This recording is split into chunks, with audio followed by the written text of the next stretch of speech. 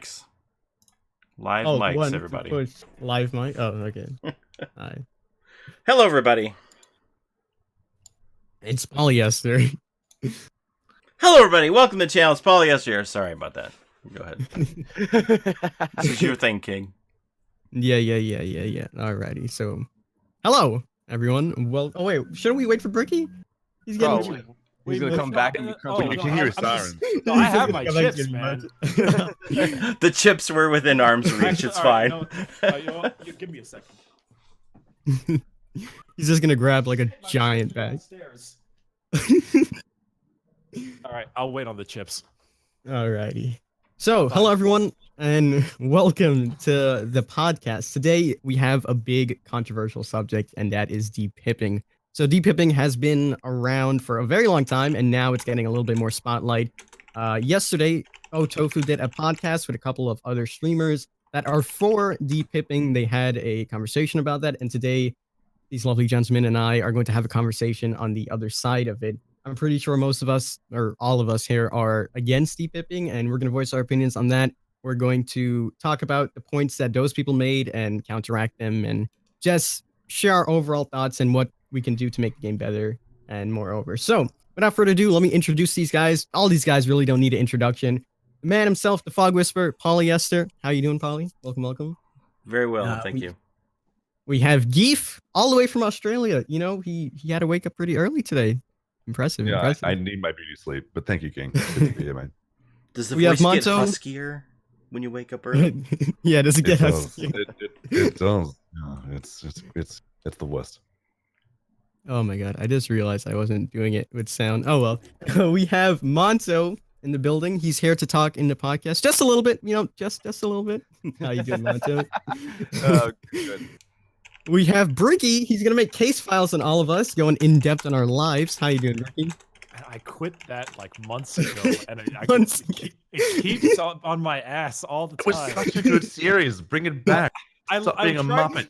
I tried to end it. It was fun. It was fun. I liked it. Anyway, hello. I'm good. Thank you.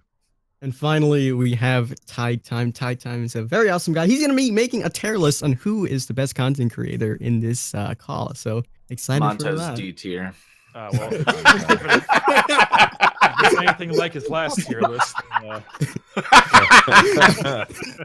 Don't make me put Bricky with Freddy. F tier. Those are my feelings. Alrighty, so I hope you all are doing well. So, a little bit of introduction on the depipping thing, just a little bit more to dive into it. Depipping is quite simple, is when you play the game, you lose on purpose, or you intentionally disconnect, or there's a third-party software going around that people are using to lower their rank to get back into like the 15s, 20s, 8s, whatever the case may be. And there's been a lot of arguments on why people actually do this, and a couple of those arguments we're going to talk about today, but the floor is open to you guys. I want to start off with just general thoughts on it. Anyone can go ahead and speak about it. So the floor is yours, guys. Take it away. I did want to actually make a quick statement before we start. I know you mentioned prior that we're all generally onto the anti-depipping side. Personally, I'm actually very in between.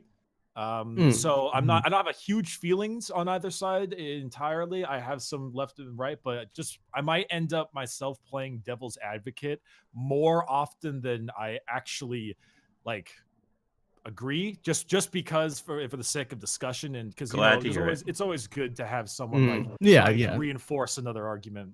So anyway, you might hear that a little bit on my end, but do know that sometimes it is my actual opinion. Sometimes devil's advocate will we'll cross that bridge when we come to it. And I want to chime in with the Bricky on there. I'm in the same camp. And you said most of us here, or all of us here, are for the whole, against the whole depipping thing. I actually am pretty chilled on the subject one way or another. But I do have thoughts on it, and we'll get into it, of course. But me personally, you pay your $20, you do what you want with the game. But there's more to it, of course, than that. But I'm beautiful. Similar camp to Bricky. And to go on that, like, yeah, you said you pay your $20. You get to do what you want with the game for a random Joe Smo. Correct. But I feel like being a content creator, you're kind of put at a higher pedestal than most people. You're supposed to be like that role model, so that people aren't like, oh, this person's doing it, I feel like I can do it too then. Well, then you have to break Right. it down into like what type of like. Well, you say if you're a content creator, then you put on a pedestal. But like then you have to say at what tier of a content creator are you put on a pedestal? Do you mean the person sitting there at the bottom of the barrel is also put on the same?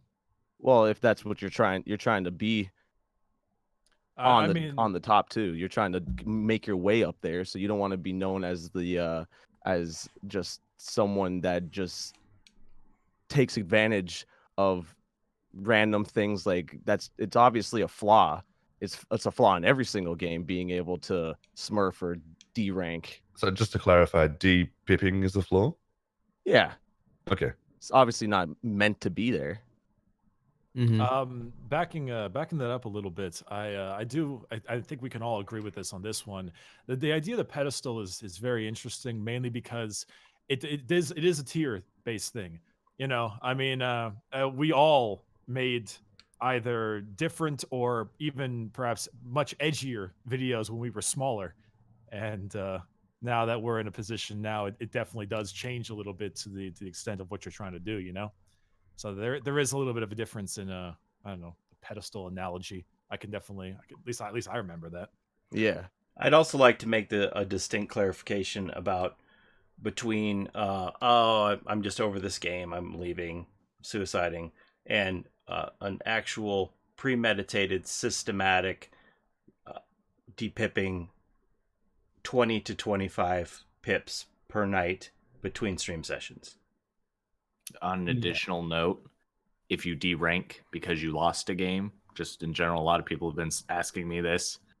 This conversation is not about you being put at your proper rank. If you lose a game and you derank, that's just losing the game and losing your rank. That happens. It's how the game is supposed to work. It fluxes.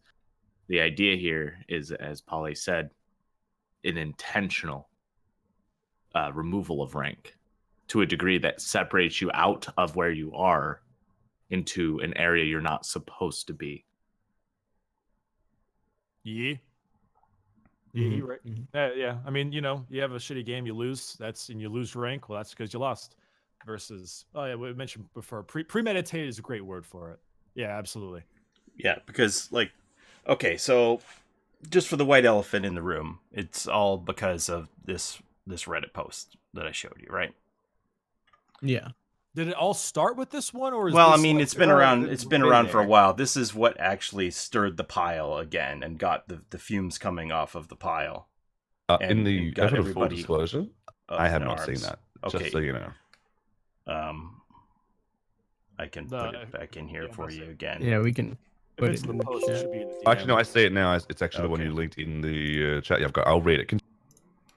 It's not a long read. You got the- No you worries. got the best voice.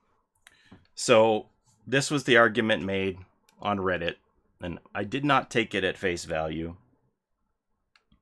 I looked and I went through said streamers' VODs to see if this was indeed the case.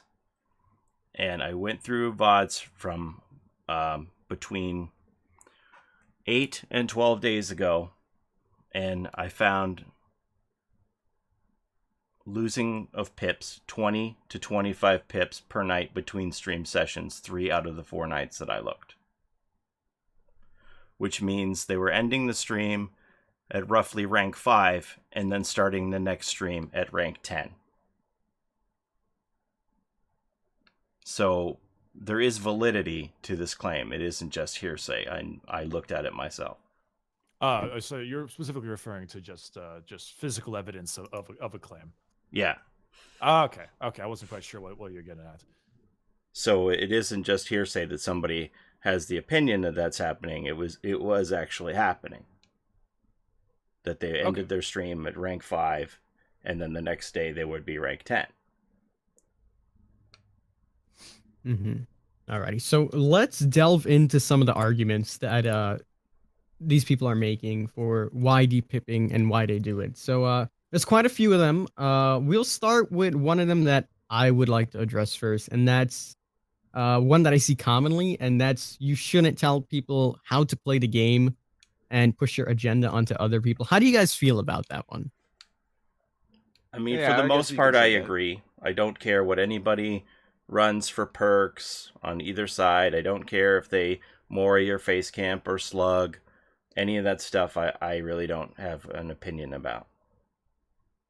I do wonder though, because this is a large difference between gameplay styles versus trying to actively lower a rank. And it's kind of weird because I always compare this a little bit to Smurfs. Like if you have a Smurf account, you would technically gain a similar thing in a different game. Like, I came from like CS:GO and League of Legends and shit. So those are the games where having a Smurf account kind of gives you the same end goal effect, fighting easier people at a better rank.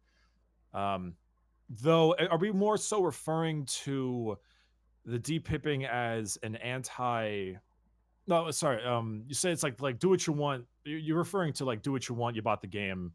That's the argument. Right. That's the argument here. But some Right. people are saying that intentionally depipping is just like playing the game. It shouldn't be told that they can't do this, because what does it matter? Okay, well, that argument can be made to literally any competitive game ever. You do that with Correct. You bail out of a game to lower your rank in Overwatch, you get banned for it. You do it in League, you get banned for it. I mean that's just something that kind of that's a similar thing at a smaller scale. I think the $20 your game thing is more referring to how you play it. Like if you want to slug every game of your life, yeah, sure, maybe it's a little dick, but you can do it. Right. It Right. doesn't stop you, but you do catch a ban if you constantly quit a game, which is I think it's the same thing in DVD, isn't it? Don't That's you catch a right. ban? Yeah. That's right. Like all It's the automated. face camping isn't bannable. All these other slugging. Like I had somebody on Twitter say to me, "So you're telling me I can face camp and slug, and that's fine, but if I DC, then that's not okay." I'm like, "Yes, exactly. You're getting it because the first two things you mention are not bannable offenses, but the third thing you mention is actually a bannable offense in the rules. You're understanding now." Yeah, Mhm. I mean, you Yeah, can and just suicide on hook, but you can't yank an Ethernet. yeah, just like what they think it's not bannable because they haven't been banned for it, because the threshold so high. It's like 40% of your games you have to DC in order for you to actually catch something from it, which I just find to be a stupid argument, because just because you're not banned for it yet doesn't mean that it's not a bannable offense. Right. The thing that gets me is that the problem is like a lot of popular streamers are doing this. And for me what like got to me was that they have a lot of people that watch them. It's clear. They're the biggest streamers there are. And setting an example for this, especially when you have a responsibility at such a high level and an impressionable audience, sets a bad tone for the game, especially when you get support from the developers. So going like the argument of playing how you want to and then going against the rules are like two completely different things. So doing this and going against the rules just to have whatever excuse it may be, I just don't think that is the right thing to do. So it's interesting because I know a lot of the reasoning is due to just how insufferable rank 1 is. And Hmm. I mean, it's pretty insufferable. But let's be fair. I've played at rank 1 for an entire 2 years of this game ever since I got there. I've never left rank 1 except for when I'm forced out by rank reset. And I mean, it's only as insufferable as the game is, right? The only reason it's not insufferable at a lower rank is just because I'm bullying others. To be very candid on that. Well, if Actually, you're I playing at your disagree. best. I think it's more insufferable depending where you are in the world. Raise hand over here in Australia, where not many people play DVD, especially at my time and especially at my rank. There's basically no one on, and I still don't DPIP. I'm quite happy to wait, 30 minutes for a game, and I do. Well, wait, Is that like survivor queue, or is that No, killer? that's killer rank 1. Yeah, Survivor's yeah, always populated. Killers usually, depending on the time, is usually a little bit harder to get a game. And just like when there's an event, it's completely harder to get a game for killer because everyone wants to play killer to farm those blood points and stuff like that. Or when a new killer comes out, everyone wants to play the new killer. So killer queues just end up taking longer and Is longer. that the same for you guys? Like, if there's a new event or something, you just don't even bother playing killer, pretty much. Like, you just won't find a. Yeah. Yeah, I wait a played while. Tetris. Depending on the way the events. I've never laid had out. too much of an issue, to be honest. What was the one? I think it was right after wasn't after the Spirit release. It was the Bloodpoint event. What was the most recent one? The lunar event. I was in queue for Killer for an hour and 15 minutes on Right. one of my charity streams. Yeah, that It's because sounds of about right. the yeah. design of the Yeah. event. Yeah, that was absolutely that was horrendous. And but The Winter Solstice one, right? no, why- The no, the Hollow lunar Blight. one. Hollow Lunar. Blight. Yeah, Hollow Blight. Oh, Hollowed Blight had a whole separate issue. And that was because of the serums and economy for the event were all jacked up, which was later fixed at the end. Yeah, of the they event. fixed it. Wait, no, it wasn't hollowed. It was the one before that or after that. So Winter Yeah, the Solstice New was the Year's. last one. Is the New Yeah. Year's one going right now? I don't think it is. That should be at the end of the month. Wait, which one's Winter Solstice? That's just That the was one where just- they did the double blood points Yeah, there for was after there were Christmas. no special things and no special Ah. gens or anything. There was nothing to earn. Okay, maybe it was Hollow Blight. Anyway, semantics. I do have to ask, what are we trying? Because we're kind of just talking in circles a little bit. I'm kind of curious what we're like looking to discuss. Okay, well, we had another podcast yesterday where the majority of the people were on the side of the depipping is okay. And so now Okay.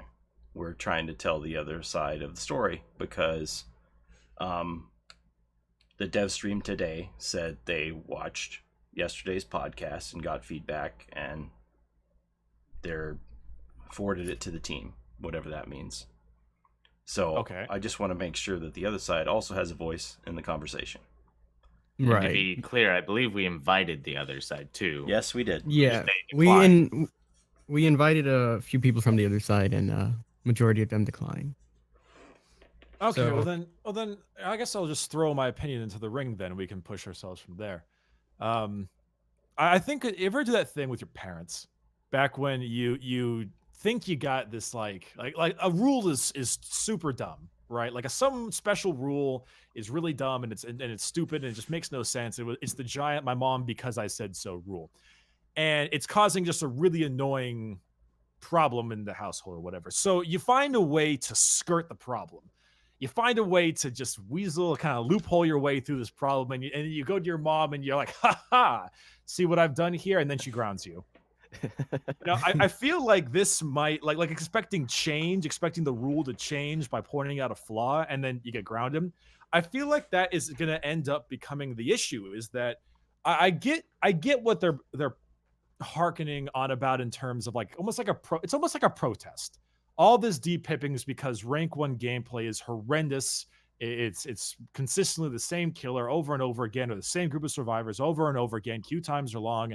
It's pretty horrible. However, I feel like if you consistently do this depipping thing in an attempt to get change to matchmaking and force behavior's hand, you're just going to end up catching a ban.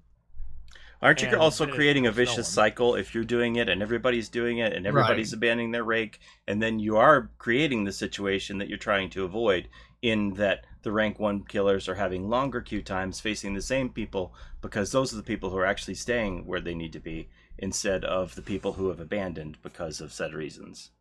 Correct. You're also contributing to the problem as well. And I don't know about you, but I've joined games before, and then X guy gets hit and gets juggled, or the obsession gets juggled to the hook, and they DC on the hook, and I'm like, well, Of fuck, course. man, I don't want to play a 3-man game. Quitting out of rage is one thing as well. I mean, Of course, people but, do it. but I'm referring more in the sense of like, if someone's consistently depipping as a single survivor, the 3 of their people have to suffer, and especially with the killer queue times now, imagine finally finding a game with 4 people and then they all immediately DC. Exactly. Then Yeah. that killer is forced to wait another inordinately long queue time to do it all over again. And I've had that shit happen to me plenty of times where someone will either just not come in or play the game when they come in. They'll just DC right off the bat. They'll DC on the hook if they get caught really fast. And then I'm like, now I don't want to go and wreck the other 3 guys with 5 gens left. I'd rather just leave myself so that they can go find a quick game, and I'll sit there in the lobby and wait for another game for myself. Yeah, you're put in this weird situation where this one person left and they're scot-free and the other 3 people are holding the bag and you're going to destroy them or what? You know, you either have to play nice and go easy on them, go, well, I guess we'll farm because I feel bad for you guys, or you're going to destroy them. And it's not fair for the other remaining people in the game. I just find it to be a very selfish attitude that you don't seem to care about the community. You only care about yourself. Yeah. I do Now- have to play a. Oh, go ahead, Tide. Let me give a little counter argument that people have been giving me for that. They say that while they D-rank, they'll play the full game, let everyone leave, It's bullshit. and then D-pip. It's bullshit for bullshit. most. I understand, but that's the counter argument right now, is that people are saying that they allow the full game to go and quit at the end. Which again, I agree with you on that, Monto. But How the hell are you gonna do a full game, 25 pips, a full game, maybe 10 minutes a game for 25 pips? It's going to and take you at DC least 2 the end of hours. it, and DC at the end of it not get any blood points for that entire time you're doing that. I don't find that believable one little bit. I mean, if they were doing that, then shit, man, I got no problem with it. But It Yeah, does. bullshit, It but seems highly bullshit. unlikely. yeah, no, I do not know. Listen, I get it. There are some great people in the world. There are some very nice, wholesome people in the world. But finding somebody who will play through an entire survival game or survivor game just to quit and lose everything because they want to be nice to a killer is that's a little out there, my man. Well, those are the 3 arguments, because when I inquired, how are you doing these DCs, the possibilities were either third-party software technique, which we're not going to name, which obviously they're not going to admit to because that would be against terms of service. And the other one would be either group DCs as buddies so that you can all do it at the same time, or playing the full game because you enjoy the game and then DCing at the end. Those were, the second and third possibilities were the ones that were presented to me.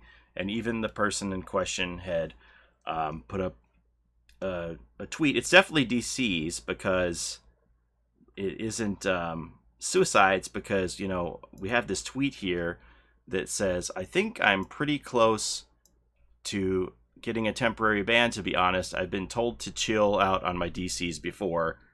Depends on what rank I stopped at the night before.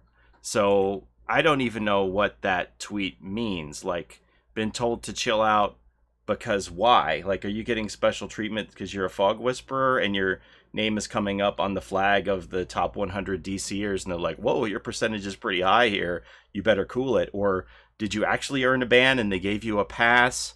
Is this a special treatment rule? I don't even understand. I need a little more context with this tweet. But it looks like to me like there's a bunch of admitted DCing going on here, to where the powers that be have noticed in some way, shape, or form. See, I actually want to pull an interesting argument. I know I'm doing a lot of talking here, and if anyone wants to tell me to shut up, please do. Shut up. Go. I popped like a double shot espresso, and I'm just like, whoa. Anyway, Coffee. I did want to discuss a more interesting concept of this, and the thing about the fog whisperer, I think it's a little bit awkward to roll with, because I feel like, yes, the no one should get special treatment. Everyone should be treated the exact same. But let's be honest with ourselves, that's just not how the world works. With this kind of stuff, with any kind of, hey, you're going to be part of our creator program, you're going to get special treatment, because that's business. Expecting fair enough. Of course. But when you're a part of these partner programs, you are held to a higher standard. 100%. Because not only are you getting special treatment, but now since the devs condone you and they endorse what you do, if you are doing something that is morally wrong in the sense of the community, then you're giving that kind of thing that the devs like what this person does, so that's okay for what everyone else does. And it's technically how it should be. If behavior supports a fog whisper and that fog whisper does something that we don't agree with, then it's technically endorsed for everybody to do it. And if the developer defends the fog whisperer's actions and says the rest of us can't do it, that's just fucked up. Agreed. More so referring to the fact that this is commonplace, and somewhat expecting it to change to a large degree would be a little bit, I think, a little more hopeful. than is as like reality. But what I wanted to back up more so about was the discussion of the business side of this thing. Now, I may be a little colder into the business of YouTube side than a lot of other people are. I can see. I don't know. The more specific thing I hear a lot about is the idea that it's very difficult. And Monto, you could tell me because you're someone who makes a lot of this kind of content, but it's significantly more difficult to make and produce good content due to how rank 1 is. I guess that'd be under subject to what content you make, because for me, rank 1 is required. If I try to make informational videos on rank 1, that don't work if I'm not rank 1. In addition to that argument, I've heard like for streamers when they're playing and trying to show entertaining content for their audience. For YouTube, like Tide said, I make the same informational videos, so rank 1 content is typically what I do. But for streamers, one big argument I've always been hearing is that rank 1 just has too many sweaty players and goes back to what Bricky said, like it's the same type of killers. You have the meta killers like the nurse and the billies. And sometimes it's even the same person over and over. And it's just not entertaining when every single game you're getting killed or, you're getting hammered by the killer and people don't watch you like dying all the time. So that's one of their counter arguments about that. How do you feel about that? See, like I don't have any problem making content at rank 1, and I seem to be able to make survivor and killer content at rank 1, and I don't think out of all the games that I play during the day that I faced the same survivor, let alone killer, more than maybe twice. So I have never had that problem of facing the same survivors or the same killer over and over again to where it gets stale and I know what they're going to do. Usually, if I face the same killer, yeah, I know how they're going to react to certain things. Yeah, I know how they're going to play, but that also just means it depends on what I'm doing. And if you're supposed to hold your own stream or your own content and be the entertaining value in that on top of what you're playing or what you're doing. You're supposed to be the entertainment, not the actual games itself. Like, I know the games are a big factor in it being entertaining. So if you die all the time, then yeah, it might not be entertaining. But I don't find it entertaining that you sit there and just run a newer killer around that doesn't really grasp how rank 1s play. Like we had Geef, we had the rank 20 in the fucking Sabo thing that we did the other day, and it was like that was terrible. Like, but it was Australian, so it's okay. Yeah, but like you can kind of feel that he didn't really grasp how to play properly. He probably just turned it on and was like, I'm gonna play some DBD. I don't think he knew there was a lunge button. No. There was a lot he didn't. Oh man. So Tofu's asking in chat. He's saying, what if you guys play late at night? Is it different? I play late at night all the time. There's nothing. I mean, we live in the magical land of Toronto, apparently. So there's like unicorns and beavers and maple syrup, things that don't exist in real life. But I have a similar experience where I don't play against the same killers. I don't play against the same type of killers. I have a variety. I don't have a problem. I've been up until 5 a.m. playing. I've been up past 5 a.m. playing. Yeah. I've been up I personally make videos at 2 to 5 a.m. Pacific time. You're actually in the time zone of the people who have this argument, right, Tide? Right. So yeah, and then I also stream content from 3 p.m. to about 8 p.m. So I am very aware of both sides of the spectrum of time. Yes, there are slightly less lobbies, and I only say slightly because even during the day, it's a 2 to 3 minute wait, and that's common for multiplayer games. I mean, I played Smite, and Smite was like 15 to 20 minutes for a high, like, Grandmasters ranked game. And it's the same thing with when I used to play League too. The higher games, the higher you go, a little longer because it's just not that like. Right. Like, it wants to put you in with people that are actually your skill level, but Dead by Daylight isn't anywhere close to that kind of elo type of. I'm gonna say unless we're in an event that has an economy that kind of puts our lobbies at whack, like the Hollowed Blight, I don't experience unbelievable lobby times. 2 to 3 minutes, maybe 5. I'm unlucky, or to be fair, the lobbies break sometimes, and that has nothing to do with our ranks. That's just the lobbies breaking.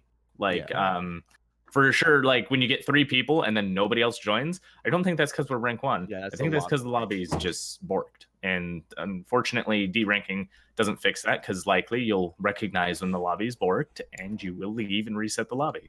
But and then at you the same instantly time, get a game. I've never had any problem getting a survivor game.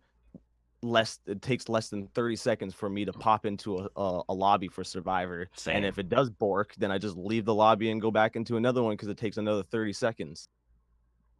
You know, I as somebody who just is, you know, in the wonderful land of California and literally a 15-minute drive from Tide, which reminds me we got to get lunch someday. I will admit, I do, as someone who plays mostly primarily killer, I do notice some of the same survivors, especially in like an early morning around like noon. That's not really the morning, but you know, around noon, I see some of the same survivors pop in, but it's never, unless there's an event, it's really not that rough.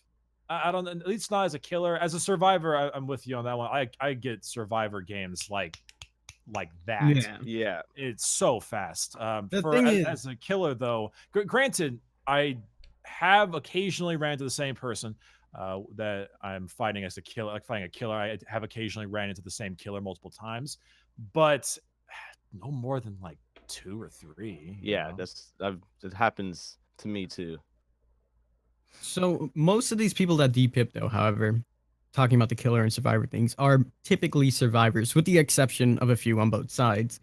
So that's where it kind of confuses me, where they say that they don't have these, like they get the same killers and it's long load times.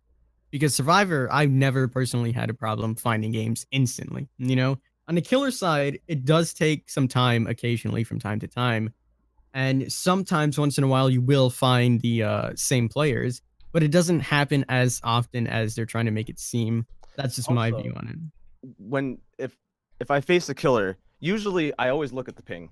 So usually I can tell if it's going to be the same killer, especially if their ping will spike like the same way that it usually does for both lobbies. I'll usually be like, oh, this is the same killer. Okay, I'll just leave and then go in another one. Or when I finish a game with someone, just so I don't get him again, I'll wait just a little tiny bit and then go into a game so that he gets his own lobby. Then I get a brand new lobby that's not going to have him in it. This is And at then- rank 1, correct? Yeah, at rank 1. Okay, because I don't play enough Survivor to get to rank 1, so I don't have a I don't have a say on this one. I'm gonna agree that the killer lobbies may take a little longer, but I've again never had issue getting a game, except for in a special event where not a lot of people are playing Survivor because they're trying to get things on killer. See, I always wonder, passing over the lobby time thing, I do wonder the extent of, are there other ways to depip without leaving the game? Like can you still get points and dick around and Yes. just not pip? Yeah. How would that happen to make it actually one worthwhile? save and 2 gens before you black pip or never something like that? never touch a gen, never make a save. Get points by being chased by legitimately. Get knocked down, make sure you've been knocked down at least once. Do not survive, or if you want to survive, you'll get 3 points, but don't work on generators, because if you get 1 generator done, you have 1 emblem in that.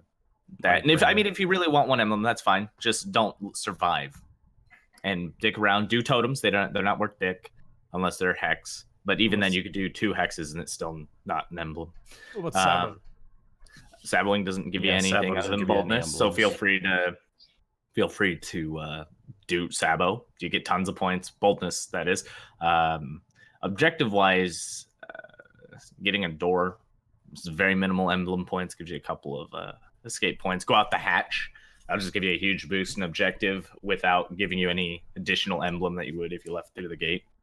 There's a whole bunch of ways you could go down. I've actually been through that whole testing phase. It's just you have to intentionally grief your entire team by doing absolutely nothing. And I had done that to prove a point during this last rank reset, because right now I'm not even rank 1. I did my test during the Legion release. I let rank reset hit, and then I refused to rank up. And I kept ranking down by going for an achievement for 50 hook breaks. All I did nonstop, made tons of points, broke hooks nonstop. did no generators, broke totems when I wanted to. Did my teammates like me? Not at all. They all were pissed, asking what I was doing all game. Because to be fair, they all lost all the time, and I took the hatch. I felt bad, but I needed my achievement. But if all 4 players just kind of dick around on sabos and totems stuff, wouldn't that make it so they all depip? Yes, they could all potentially depip. Or if they we don't were do doing the gens. Sabo squad the other day. I pipped a bunch.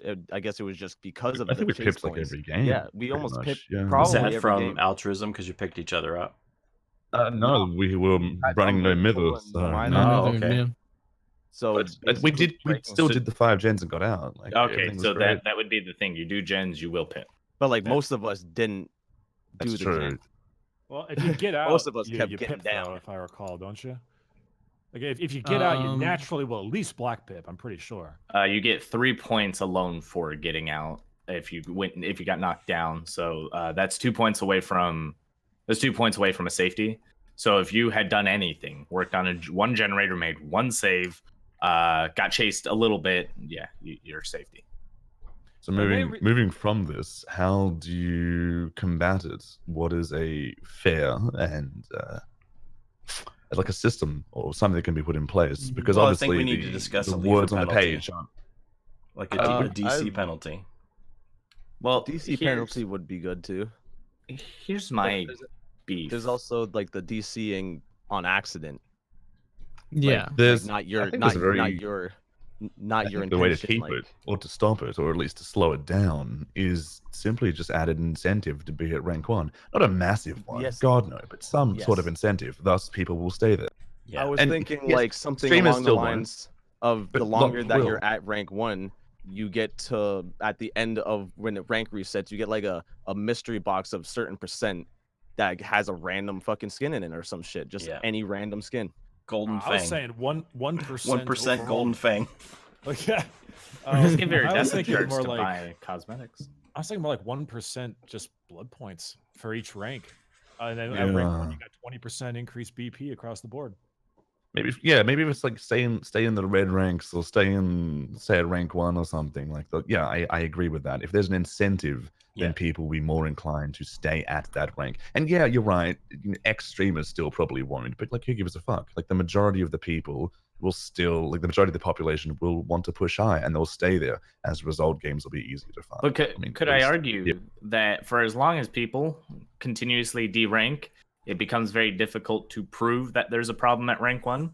Because right now everyone's saying that there's not a lot of people at rank 1, but to be fair, we can probably prove a lot of people are not going to rank 1 intentionally. And in this case, if we were to say that everyone were to stay up there, we'd have a better chance kind of proving something fixes it if people were actually there. Like, people saying that everyone's try hard at rank 1. Well, if there's not a lot of people at rank 1, how do we prove that?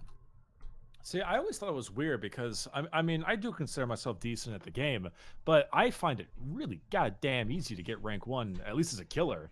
Like, Yeah, it is. it's surprisingly easy, and even then, it still is rather difficult to find games at certain times, but only as a killer.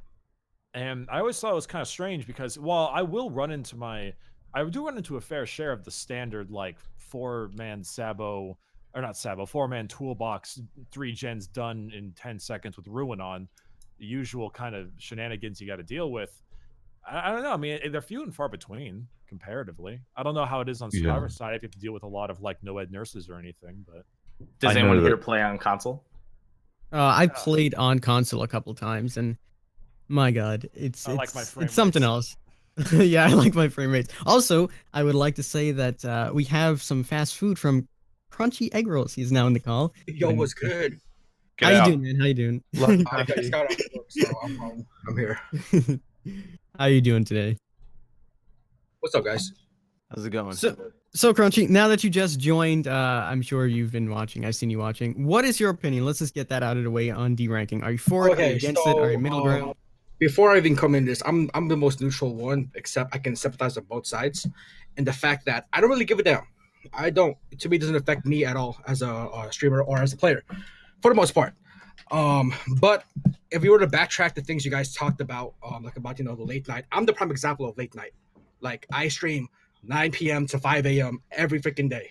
That's my slot, and I understand when it comes to saying like when I heard people say like they never went to the same survivors or killers and stuff like that. I call bullshit. At least for me, because I can name people that I've run into 5 times in a row. I can name people I've run into 8 times in a row. I can name people I've run into 7 times in a row. It's not even a joke. So I can understand that reason. That's not my experience, but I'm not, walking in your shoes. The only time I run it's into the based on same experience, of people course. over and over again is when everybody's leaving the PTB and nobody's left on it. And there's just the same people left on the PTB. That's the only time I run into the same people over and over again. But we also live in the magical land of Toronto region. I know. True. But I'll also say that, I've ran into the same person. I wouldn't say people. Yeah. Sometimes I do get one of the same survivors 4 to 5 times, but the other 3 are always different. But I mean, in that defense, argument wise, it's still fighting for that variety. Does that make sense? As in, yes, you may not run them twice in a row, but in a sense, you played them over and over and over the past couple of weeks. It's the same people because you know their names in that sense. So when it comes to variety, there is going to be a bigger variety in the lower rank versus the same people I know, because like whenever I went online, I joined the lobby, I know at least one survivor in here. I know how they play. I know the killers here. I see them time and time again. I know how they play. I know what to expect. So when it comes to variety, I see that point as valid. Okay, but can I just say that do the rules need to care about your content or your variety of your stream, or do the rules come first? Well, exactly. What is the rules exactly? Well, Because the rules is there? It says unsportsmanlike conduct is disconnecting over and over and over again. So that's actually that a rule. becomes more of I feel like enforcing of the actual DVD I guess game or the behavior. If it's gonna be enforced, enforce it. If not, it's gonna happen regardless. Oh, Right. that's So- part of the discussion we're having here. So Yeah, if it's there not gonna were be a way enforced. to enforce it, such Yeah, as what's a a good way- disconnect Don't- lever we don't penalty, seem to be enforcing and that any of would it. increase upon successive disconnects. See, that punishes, like, it's an idea, but that punishes people who have legitimately shitty internet. And I can Well, raise I my mean- hand. Yes, I have Well, good internet, but I'm very fortunate to have I- that. The Matthew majority of Cote has said on dev streams before, like, if you have bad enough internet that you're constantly disconnecting from our game, maybe you just shouldn't be playing our game anymore. He has actually said that on dev stream. Oof. Well, I mean, that's one stance to take. Sure, I mean, I get it. And So that's everyone pays coming their from money, a gets to dev, play. right? Like that they basically said if your internet is bad enough that you're DCing that many times, you deserve the ban penalty for that. Similarly, if you're doing it on purpose. Do you Well, think the understood. threshold is too high though at 40%? Because Well, yeah, like that's- I don't even know if that's a legitimate number Yeah, or I've I don't just know where seen this that number thrown came around. from. I just see them talking about, well, I'm not doing it more than 40%, which is just mind-blowing to me that anybody even thinks that 39 or 39.9% is an acceptable level. I mean, it's a lot. It's a giant level. It's a giant percentage. Can But I I- mean, we've said before. Still, just put in some Can I incentive to stay at a say- rank. Problem. Can I say, in terms of this disconnect thing, real fast? For those of you familiar with rank systems from League of Legends, Smite, something with a real competitive edge, your massive punishment comes at 5 disconnects. Like, legitimately, they have dedicated servers, but if you're disconnecting or quitting, your rank gets demolished. At Because it's 5. a competitive game. Right, and there's also competitive some reward. game- But of It's a course, that competitive season. the penalty here of demolishing a rank wouldn't be is exactly what they're going for. So I'm not saying that's what should happen, but I'm just saying that if it's a 40%, let's say, rate of disconnect to ban you, and you've played 2,000 hours at rank 1, now you're just getting fed up, you have a lot of room, and I mean a lot of room to mess around with that. For 2,000 hours of games that you didn't disconnect in, 40% is, I mean, realistically, if you are disconnecting 40%, even the punishment's not even that good. It's a 1-day punishment. and then you can do it again for 40% for 3 day, then a week, then 2 weeks. Then I think they recently changed it to, it says, about disconnect bans escalation is now 1 week, 2 weeks, 4 weeks permanent ban. Oh, okay, good. They did change that. That's fantastic. But who's even getting these levels to receive a 1 week ban? I've personally I've ever known anyone that has ever gotten banned off of disconnecting, and I've had people. Yeah, neither have I. No, neither. Oh, hold on. We got a question from KittyChipz. Why is DCing at the end of the game an issue if you helped your fellow survivors to escape? And I can answer that one, if you would let me. Yeah, go ahead. Sure. The idea of your rank in this game, which I've made a video on this already, but the purpose of your rank is not to show that you are the best player in the game. It's there to show that you have played this game and you understand this game. When we start at rank 20, you are brand new. And I would say if Monto went up against rank 20 as a killer, he would probably smash them so hard you would push that new player away because they would say killers are overpowered. And then if Monto was the survivor against that level or rank 20 killer, again, now he thinks survivors are overpowered. This game's just broken and someone's just... I'm getting to that, Kitty. Please let me finish. So now you understand that rank 20 to 15 got blocked off by patch 2.1.0 back in July. And now you have ranks 15 to 2. That entire area is an area of progression for you to get to 1. Rank 1, like in Smite or League of Legends, is like level 30 there. It's not a testament of you being the best player in the game. It is a testament that you have played the game enough to understand it and now belong with the rest of the community. At rank 1, if you are here, you have a solid understanding of the game and you have enough knowledge to play the game to the best of your ability. Whether you are amazingly skilled or not, the game doesn't check for that. And if that is a problem, then we need to be able to show the devs that, hey, at rank 1, there's a problem. The video I covered took about 10 minutes to cover this, so I'm not going to go over the entire 10 minutes of why ranks are important in terms of player experience, keeping the community healthy. But if you are at rank 1 and deranking because you don't like what's at rank 1, then you're ruining the experience of others who are trying to build up to rank 1. And then you set a bad standard for rank 1's not worth it. Therefore, if nobody's hitting rank 1, then you've got the problems of queue times at rank 1, only, the try-hardiest people at rank 1. You've got a lot of things here that damage the community. I've had several people tell me they've already quit, and I think one of the biggest problems Dead by Daylight's having right now is that we are, what do you call it? The spinning doors. Help me out here, too. Revolving door. Revolving door. Revolving door. And I used to work at a company that had a revolving door. You never had a lacking amount of people there. You always had brand new faces coming in, but you're always pushing people out. And when the veterans leave, which I'm sure all of us know a couple of veterans that have left this game already. Am I not mistaken? Anybody? Yeah, a couple. I mean, no one that's like a significant. Not super skilled, or not even just veterans. People who have played this game for a while have left due to, be it a bad community, due to it being a game that has not been fixed in whatever aspect is wrong, and several aspects of that. So deranking intentionally to stay out of rank 1 only serves a purpose to damage the community for your benefit. Now, I want to pop onto here and totally say something that might be kind of funny. I think everything you said means nothing. I think it's completely moot point. I think you're right, but I do think it has nothing particular into the discussion of deranking, because it's basically Smurfs. In that sense, basically Right. Smurf. People do that all the time, and let's be perfectly honest, the matchmaking at DBD ain't putting us against our rank a lot of the times anyway.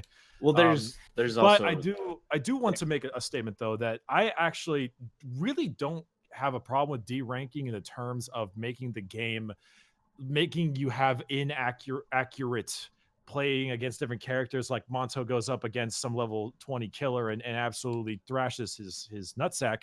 Like, I don't really care about that as much. I don't. That's just a thing that happens in games. That's consistent. My issue is what you do to get there. I think the problem I have the most is the act of deranking is really annoying for the killer or the survivors involved. Not so much the change in skill level. You know, I mean, I can understand that sometimes you want to fight well, no one wants to fight Freddy, but sometimes you want to fight a Freddy at rank 1. You want something that isn't a nurse. You know, you want to fight a good spirit. You want to fight a wraith or something. You know, you want a little bit of fun in your life, and you get a lot more of that at the lower ranks. But I don't have really an issue of wanting to be a good player and play at a low rank, because I do enjoy playing like rank 10 when the resets happen, because I'm like, oh boy, a fun new game with some new people. The issue is simply just how you get there. You know, some killer spends 30 minutes in a queue lobby, finally gets in there 4 DCs.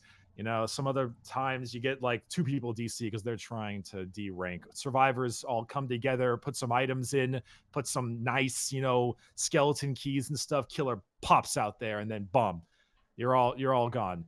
And I think it's more the act of it in particular that's the problem, because that is really what ends up becoming the issue. And of course, the fact that there are no repercussions for it. I'm seeing more DCs than I've ever seen in my life. Yeah. Agreed. Oh, actually, I wouldn't say quite that. Back when people first found out that you save your items. Okay. In modern times, yes. In modern times, modern history, I'm seeing more DCs than ever, because there isn't any penalty. Oh yeah, no, there isn't. I mean, you lose your blood points, but goddamn, you want that purple toolbox. I mean, at this point, blood points are pretty moot. Well, if he doesn't hook me or if he doesn't mori me, I win. So you know what I mean? Like, people think it's okay. If I can chime in, my experience is different a little bit from you guys, a little bit compared to what you guys are saying. I don't see too many. I'm in rank 1 all the time. Trust me. I'm not like instant deranking. I've deranked maybe 4 times. Oh, trust me. You could watch my streams. I do it every day. I'm at rank 1 all the time. 3,000 plus hours in it. And I still play every day. Besides the past week because I've been sick. When it comes to whole DCs, there's other problems in the games as to why DC. It's not just because of deranking. Just because you see a DC, it's not because of deranking. Of course, there could be like, oh man, I don't want to deal with this Huntress with down hatchets or something. It could be a bunch of stuff like that. But when Tyde gave his whole, I guess, analogy of League of Legends of 15 to 2 or whatever about being level 30, you made it. When it comes to that, like I like the fact he used moot point, because I wouldn't say the same thing.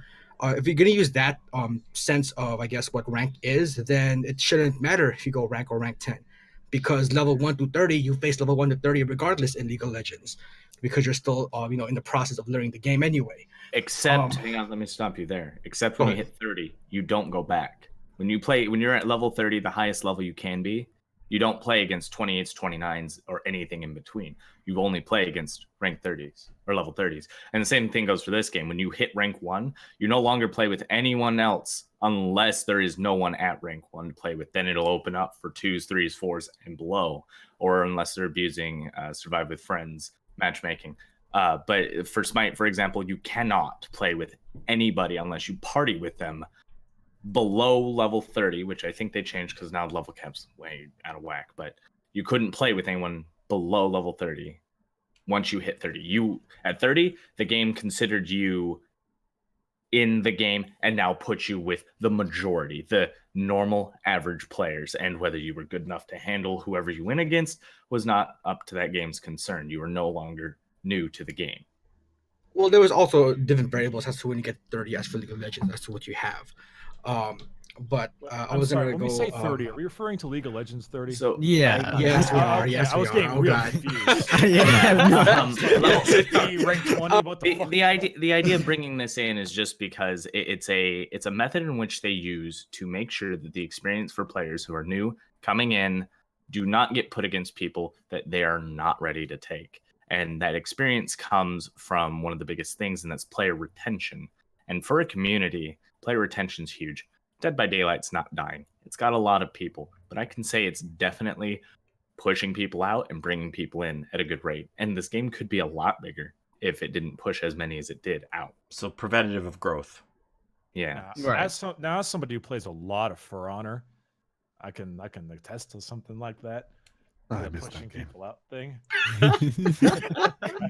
I got that. I got that in spades. I love the game, but I got that. Anyway, I didn't have any follow up to that. I just wanted to say. But so another thing that they do in those games though too is because it's not rank, reaching level 30, you don't ever go back. But what I like about Dead by Daylight with their rank system is that if I were to leave, like I kind of did for this last month, I'm not rank 1 anymore, and I haven't played for a month.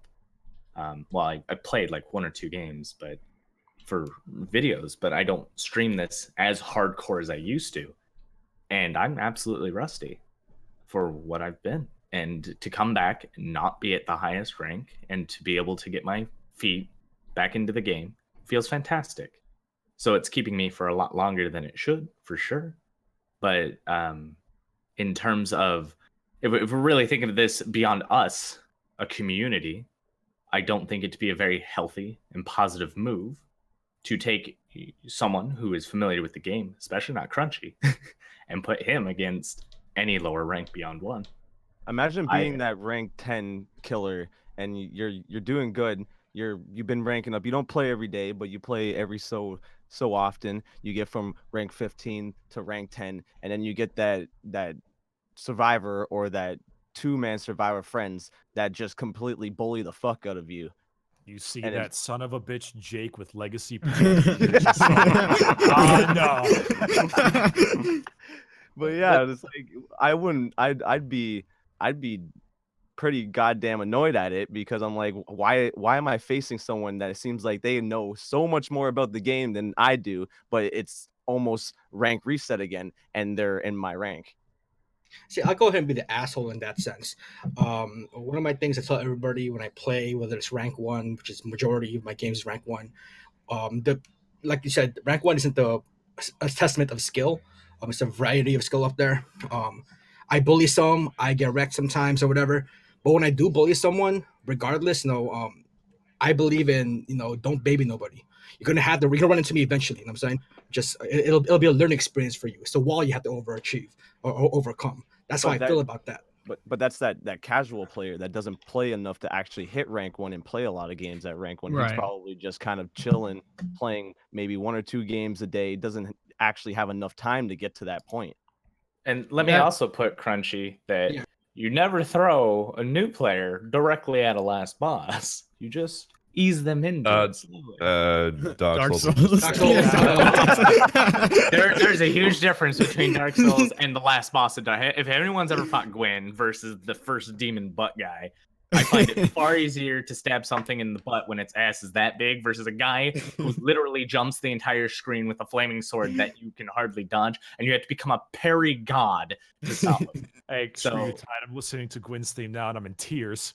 I love it. Anyways, but my point is, you're not against Gwyn. You're not against the Crunchy Gwyn. You're against the Tide demon with the gigantic ass at the beginning. And yeah, sure, it might kill you the first few times, but it eases you in. You don't, If I were to have never played Dead by Daylight, like if I go get my wife and put her up against Crunchy, dude, she's gonna have a bad time, because you know what? That did happen, and she's not at Crunchy's level, and she wasn't at rank 1, but it put her against him.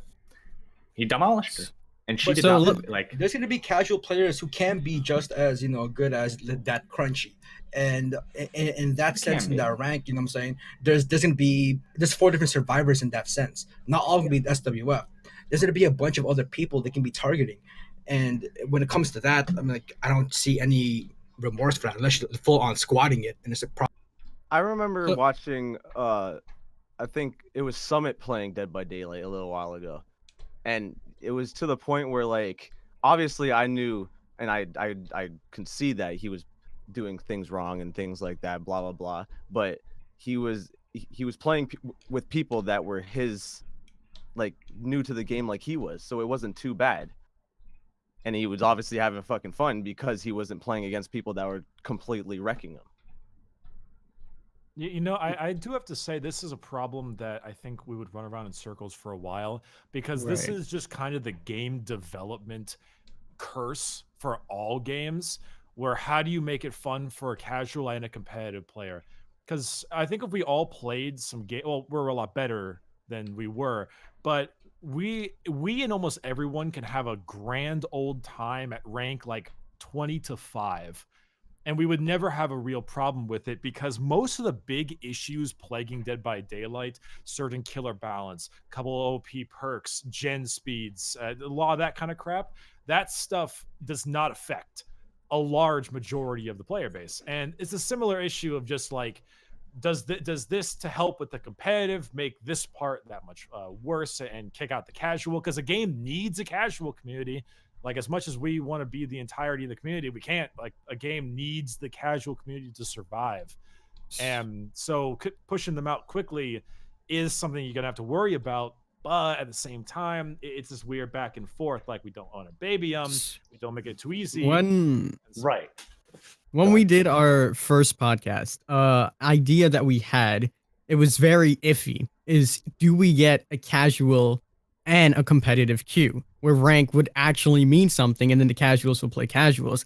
It was split down, and there was good arguments for both sides. What do you guys think about that? And in addition to that, a lot of people, another big argument that a lot of people say is because of bad ping as well. Do you think when dedicated servers come in, like, we can see something like this coming into the game, and will it fix this issue? If not, what's your proposed solution to fix the deranking issue? Definitely not separate queues. Queue times are Uh, way too yeah, long. separate queue Yeah, will I make think me that cry. would be bad. That would destroy your player base. Yeah, I would too. And as for fixing the deranking issue, I've said it 6 times, but I'll say it the fucking 7th. Add an incentive to stay at a high rank. End of Yeah. story. It's real Yeah. simple. I It's actually just just- that simple. I disagree with this. Okay. And that's because I agreed with this comment of it would destroy the player base only back when Dead by Daylight was at a solid 8,000 talking instead of about- 16,000. You're talking about the different queues. Oh, Mhm. you don't But I- disagree with the incentive.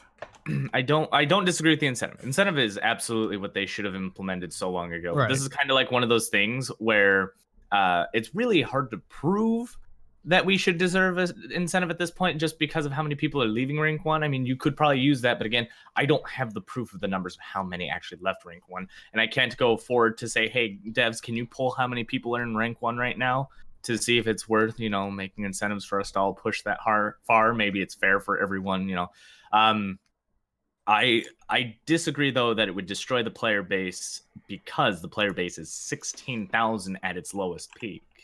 Then why am I getting 30-minute queues still? I don't know. That's an issue.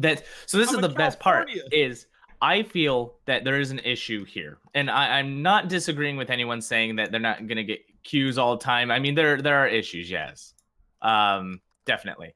The thing that is the biggest issue right now is that we have an issue and we don't know what it is. Right? Everybody's saying that, oh, I'm fighting similar people all the time. I'm getting long queue times. This is an issue separate from what we should be talking about here, which is the intentional derank. It's taking yourself intentionally out of the rank you belong in. And if we're doing this because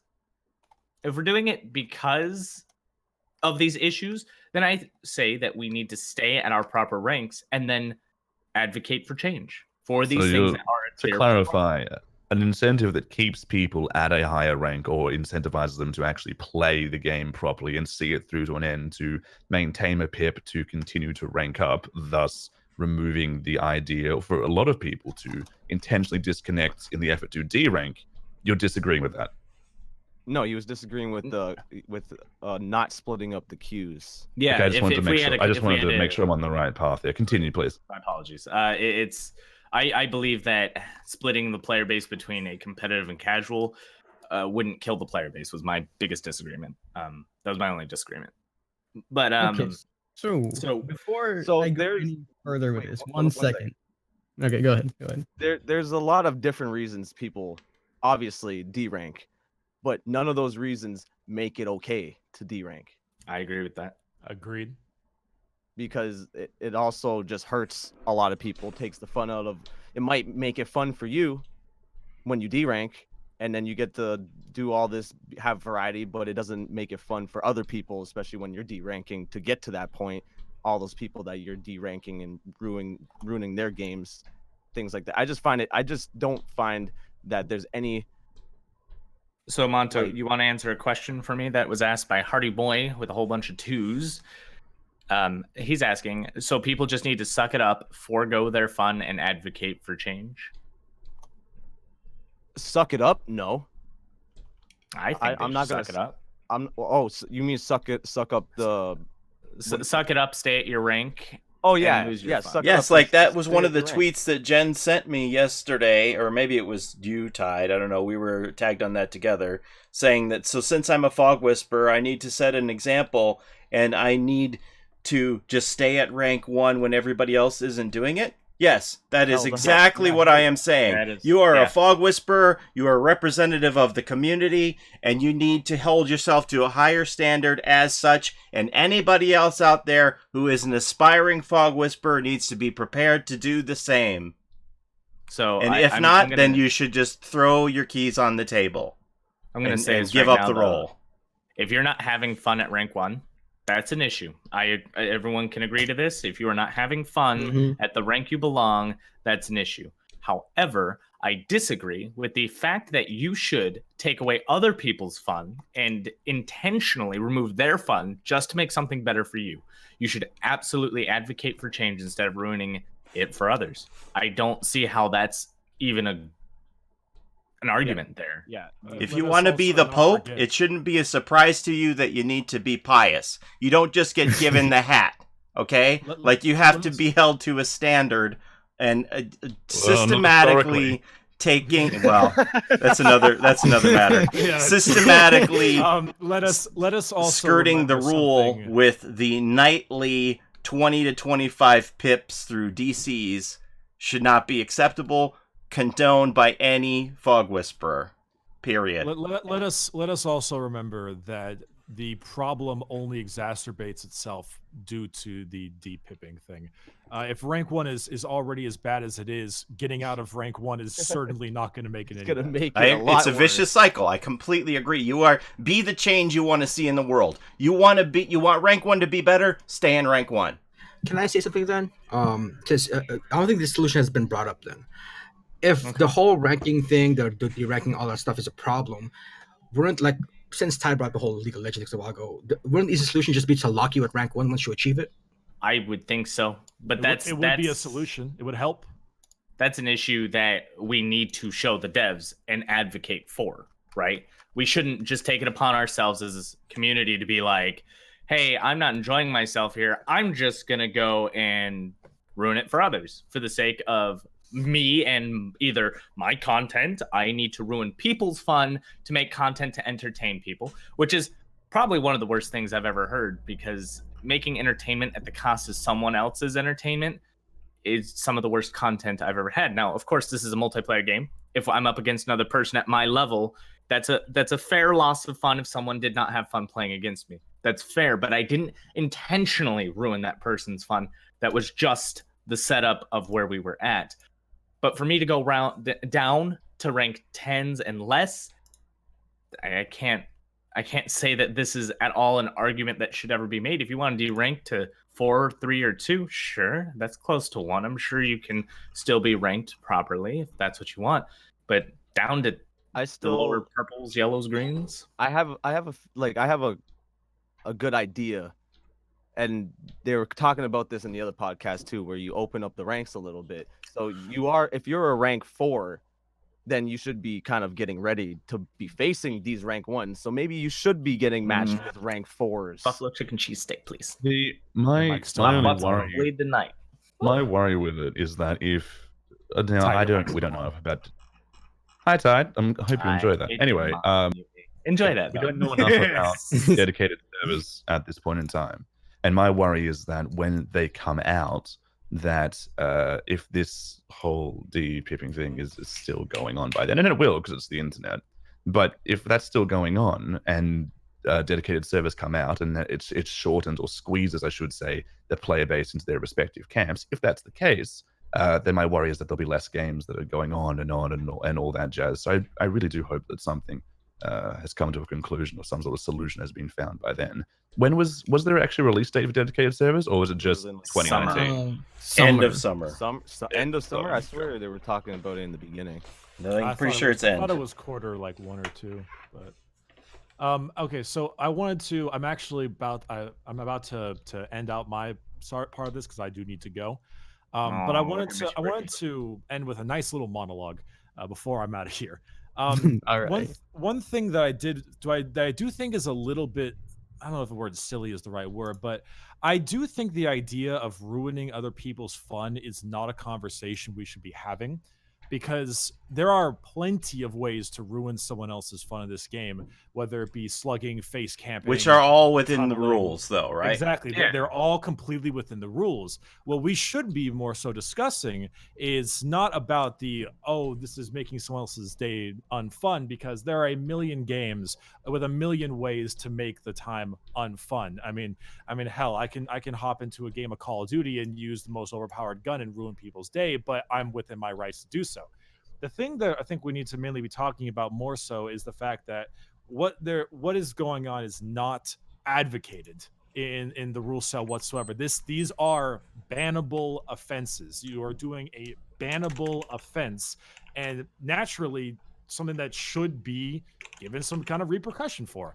And while I can understand how horrible and terrible rank 1 can be, and how it can be very, very difficult for content creation, you're not gonna go homeless overnight. And not only that, but more importantly, the issue of bans are not held out or given out very constantly to begin with. I see a lot of the same people who DC all the time to begin to, honestly. But the fact that they can consistently over and over again do this deep-hipping thing, which does ruin the game for other people because it is an unallowed thing. Base camping, slugging, I don't care. You can play some goddamn Doomfist in Overwatch, and I'll hate you for it, but you can do it. But the moment you leave a game in Overwatch, the moment you leave a game in League, you catch a ban. Disconnecting is not a play style. Let me be there very you go. clear. Disconnecting is not a play style. When I say fun, I'm not talking about like, yes, you can ruin somebody's fun in terms of like you said, camping, slugging, but that's not the kind of fun I'm talking about. An unfair chance is a different kind of fun. Like I said, the player retention, the experience you have, there's a difference between someone using an unfair tactic against you versus someone who does not belong there playing against you. If I were to jump into League right now and then play against World Championship team, and that's what I played against, I don't care how fun that game is, I'm going to have a bad time. There's no chance in hell someone is going to compete with someone with far more experience. It's not going to happen. Same with that I had with Dark Souls on the invasions. People with the ability to abuse the latency just made those fights so unfair. I don't even get a chance to learn how to fight against it because I have no idea what's going on. It just happens just because they have more experience than me. And it's beyond further experience. And every game does its best to make sure that people with those lesser experiences do not get matched up with the lower players. But it happens at times. And I think just intentionally deranking to give someone that experience is one of the worst things. I hate it more because I spend 20 minutes in a queue and then I walk in and I get 4 DCs, and that's sad. But that's neither here nor there. Anyway, I gotta go. Thank you so much for having me Bricky. on, guys. All right. Peace out, man. Good night, Bricky. Have a good day, mate. Thanks for joining. Actually, Love to hear you again, buddy. One last question, Geef. Where the hell are you getting good internet? I thought Australian internet was like absolute garbage. It is. No, it's true, mate. It is. It's my job, so I have to pay for the privilege. Yeah, but like what's privilege like in megabytes? Oh, I'm on 250 downloads and about 40 to 50 up. Fucking hell, you got better internet than me. That's better than me. Wait, What the fuck? how much? Yeah, Is, what the how hell? much is that in Australian? In Australian dollars, you mean? Yeah. In Austrian dollars. Well, the dollar he does, mate, we pay about $80. Yeah, I pay $80 a month.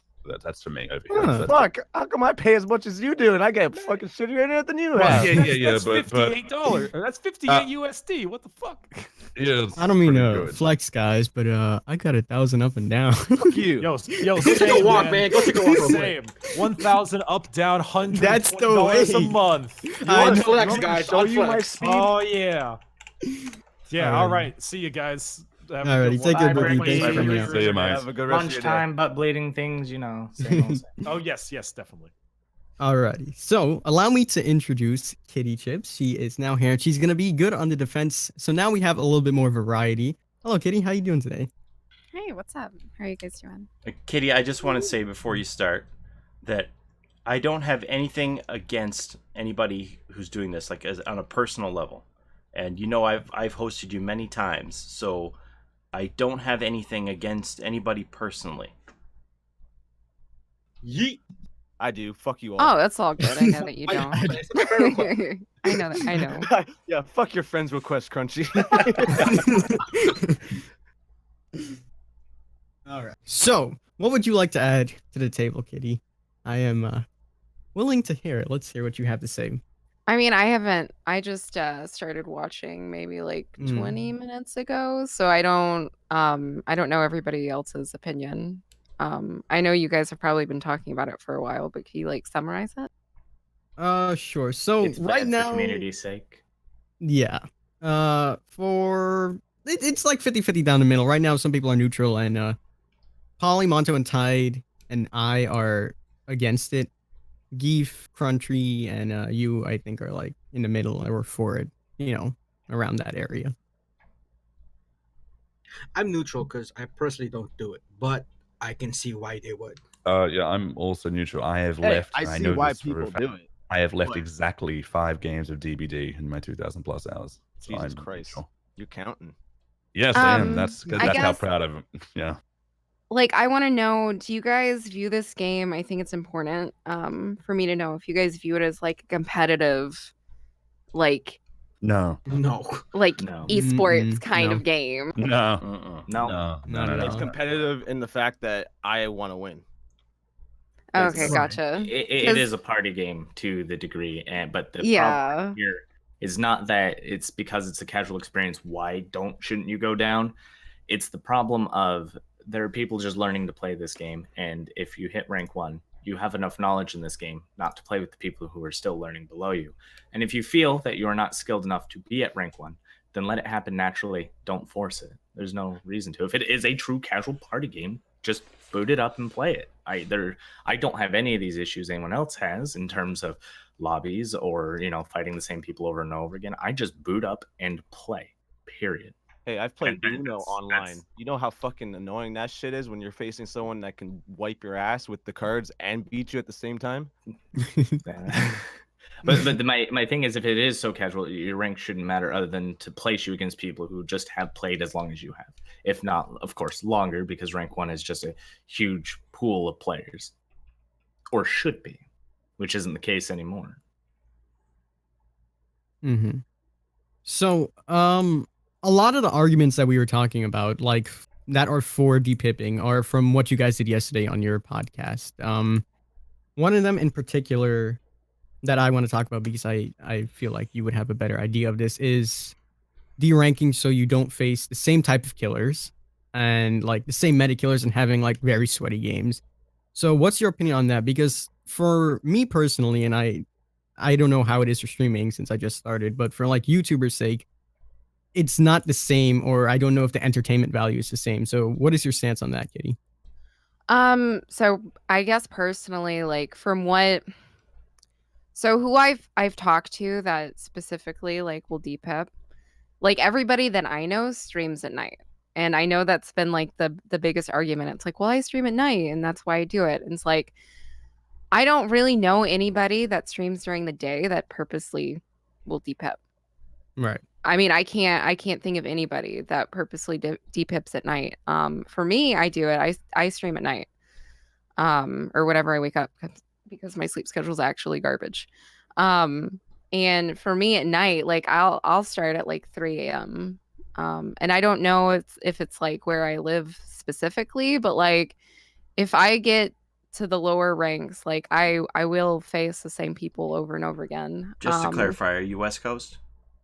I live in Tennessee. Okay. Yeah. So So Eastern Standard Time. Yeah. Okay. Well, no, I'm Central. Sorry. Oh, okay, Central. But just for me, like that's just what I experience. Like, and I mean, for instance, like I think the last 2 weeks, I have like 175 hours. Like I play this game a lot. Like Yeah, you I have stream like it a lot. the highest devotion level of anybody I know.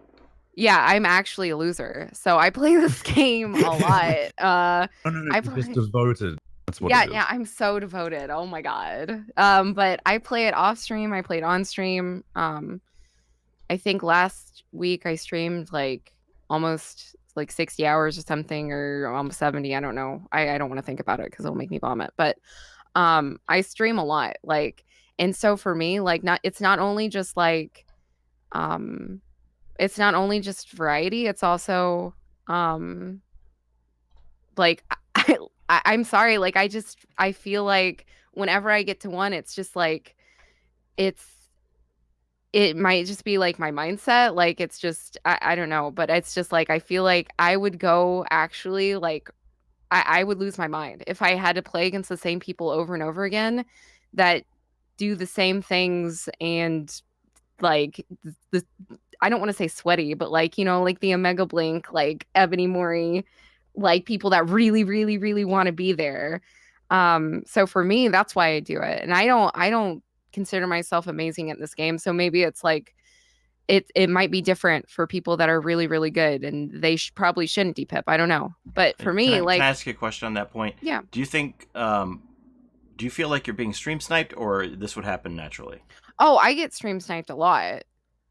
Okay, so have you ever considered something that Monto brought up yesterday? What Diatech does is use a stream snipe blocker so that they don't know if they're in your lobby or not.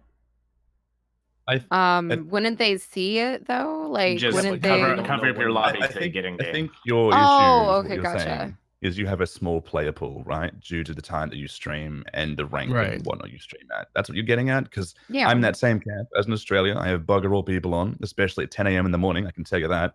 And I was a killer main, and I swapped because I would start playing killer at 10 a.m. No one is playing in Australia as a survivor at 10 a.m. No one, just no one. I have more incentive than anyone because it's my livelihood, it's my revenue and everything. I have more incentive than anyone to DPF and D-rank or have a second account. I just didn't do it. Maybe I'm just a stubborn bastard, but who knows? The point being is I see what you're getting at. You're just saying that it's less about XYZ and more saying, hey, I just have a small player pool. So it is what it is. I'm not going to lie though, Geef.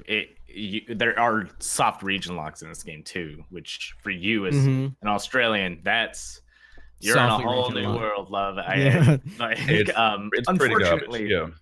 I'm only going to be able to advocate for America on this one, but Australia, I've known Australia and especially what was it, Asian servers, Australian servers, Oceanic and stuff.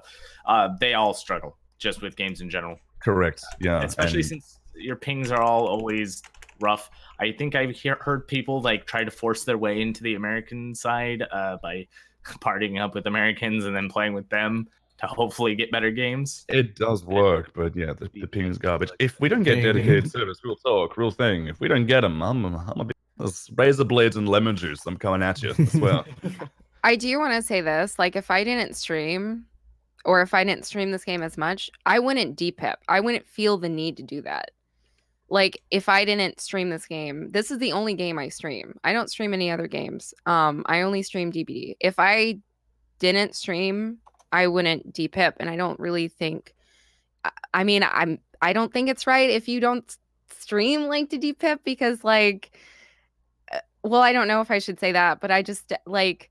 I don't think it's completely right, but like I just from what I've experienced, and I can't speak on anybody else's experience but my own, I don't do it to like shit on like newer killers. I think the most I go back is probably like 8 or 9. Which at that point, like people know like the game mechanics, I think, in my opinion, like they know at least Well, when I a get to little a bit of typical gaming. rank reset, right? I'm getting reset to 10. That's when I break out my goofy builds. That's when I know that the talent level is going to be lesser. So, But isn't it If I'm- fun though to like if I do can that, go- to like just do goofy things? okay, but now and you're to- bringing up an interesting point because now that you're saying that you're going to this rank so that you can do goofy things. No, but I'm saying you just said that's when I can bring out like don't you think that's fun? Like as a killer, I'm asking. If you So- are you playing killer or are you playing survivor? I'm playing Survivor.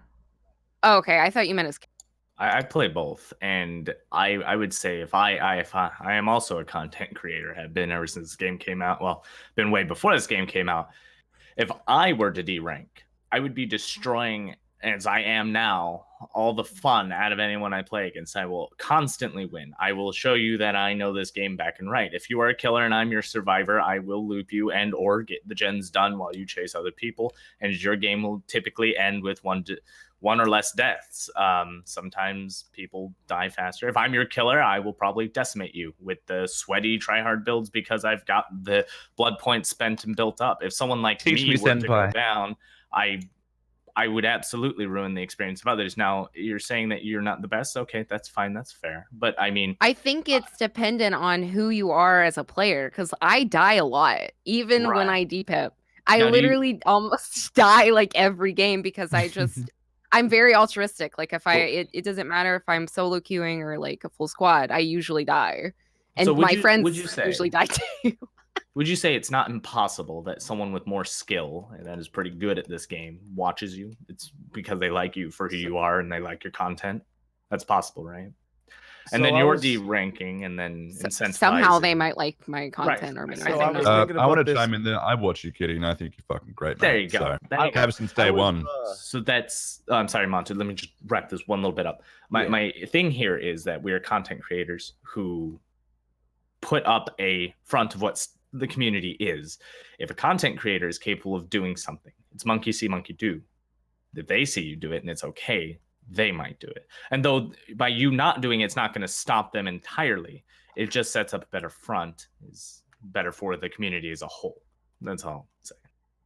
I mean, I feel like it's not really my specific job to do that though. Like I'm making content for people. I'm not like Welcome like, to this streaming. isn't a church. So I'm not a priest. This is what I was thinking about, like before we started. So when I was younger, my brother would bully someone. So if I felt like, oh, it's okay, I can bully this person too then, or I can start bullying someone else. Not saying that's what you do. I'm just saying in the context, but say my mom's the devs and she either decides to do something about it and try to intervene so that I don't be like this person that's bullying someone else, or she can let it go and then it starts spiraling out of control. Then the people I hang out with start bullying other people and then things go like that. What makes you think that the people that watch you aren't going to go in with the mind state of, oh, this person's D-ranking, so that means it's okay for me to D-rank, which obviously means a lot of people are going to do it too. And then there's a lot of streamers that do it. So then people are thinking, oh, all these streamers are D-ranking, it's okay for me to do it also. Well, in that regard, maybe it's like if a lot of people are doing it, why does rank even exist? If people are doing that, obviously they're doing it because they don't really agree or like the rank system, right? No, I'm and saying like because I agree. they agree that you're doing it, so they think it's okay to do it. Right. And to be fair, I've already gone through the full explanation. If you didn't hear it, I could do it again. But the idea of rank is to set yourself away from those who are not experienced enough with the game. For example, other games will lock you out of lower ranks in their game completely once you've hit the top. There is no going back. And what rank 1 in this game represents is that you are comfortable with the game and you can play it. Skill out the window. Yes, you could play against the sweatiest tryhards, but you should also be able to play with people who are there just to have fun as well. And whether you get that or not is up to the matchmaking and who you fight. But on top of that, being a streamer and a content creator, someone who creates entertainment, and this goes for any medium, you have a responsibility to your audience. If you just create content, and you can find this on singers and anyone who becomes a public figure, when you become that public figure, you do take on that responsibility. Even if you think you're just taking content, things you do have weight, and also you have a responsibility of maintaining a high moral ground for being a public figure. So that's you're pretty much pushing the ideal of setting for example, right? Well, yeah, but that, I mean, like I said, this goes for any and all mediums, not just us as just setting for example. If you're gonna put it out there, you gotta set an example. Now, I don't believe Kitty is a fog whisperer, so I wouldn't say that I hold her up to the highest of authorities. But remember that this entire issue stems off of a fog whisperer doing what is considered to be morally wrong. Someone who's supposed to stand for what the community stands for and does not. And so being she won't, and there's several people that support what they don't do, I also, it's just kind of that moral ground thing. Now, is it okay for TydeTyme to start deranking? Because now he will ruin the experience for others. Because if a fog whisperer can do it, certainly I'm allowed to. Not just because I'm good at the game, but just because a fog whisperer can. I guess I don't really like correlate morality with deranking personally. Like, But that's just my against the personal rules, opinion. though. DCing is against the rules. How can you not? Like, this would be the same as somebody saying, I need more purple flashlights because I want to create content. So I'm going to hack my inventory and give myself more purple flashlights. I want to give myself legacy because I lost my legacy. So I'm going to give myself back legacy on all of my characters. Like, the achievement hacking. These are all things that are against the rules. I think that, though, like, if it should be that strict, like, to talk to the devs, like, you can't say, well, it's against the rules, but clearly it's not, right? Well, Even though yeah, they say it's it written is, in the rules. right? I can show you where it is. Like when Angry Pug said yesterday, they're mad because we're not playing by these imaginary rules in this imaginary rule book. It is actually in the rules. It's unsportsmanlike conduct to DC. So it isn't a rule I imagined. It is a rule that exists. But there's a certain threshold. Yeah, there's a threshold. So this is what I'm saying. This is called an abuse of mechanics. So when you find a loophole in something, that doesn't make it right that you abuse that loophole. Just because you find the number on what it is and because you can figure out how many times you can do it, it doesn't make it right. Bullying someone just because you don't get in trouble and you're not making a big scene of bullying someone, but you're making someone feel like shit, doesn't make that right. And I'm not saying this equates to that, but that is my example I'm gonna fly with here. It's come down to, if I can get away with it, is it okay? No, it is in the rules, and whether or not we want to follow that, I mean, sure, they're not going to enforce it, but I hope they do fix it, and that's what this whole thing's on. It is morally wrong and absolutely damaging to the community, as it's essentially smurfing from every other game, and the smurfing from other games is heavily looked down upon. It is not an acceptable thing. I think Hexy made the argument that they should like open ranks up a little bit more, which I think would probably fix the issue, because it would both, like, I think personally, stop people from deranking and also just make it more variety, like, for everybody. And then that way, be opposed to that necessarily to a degree.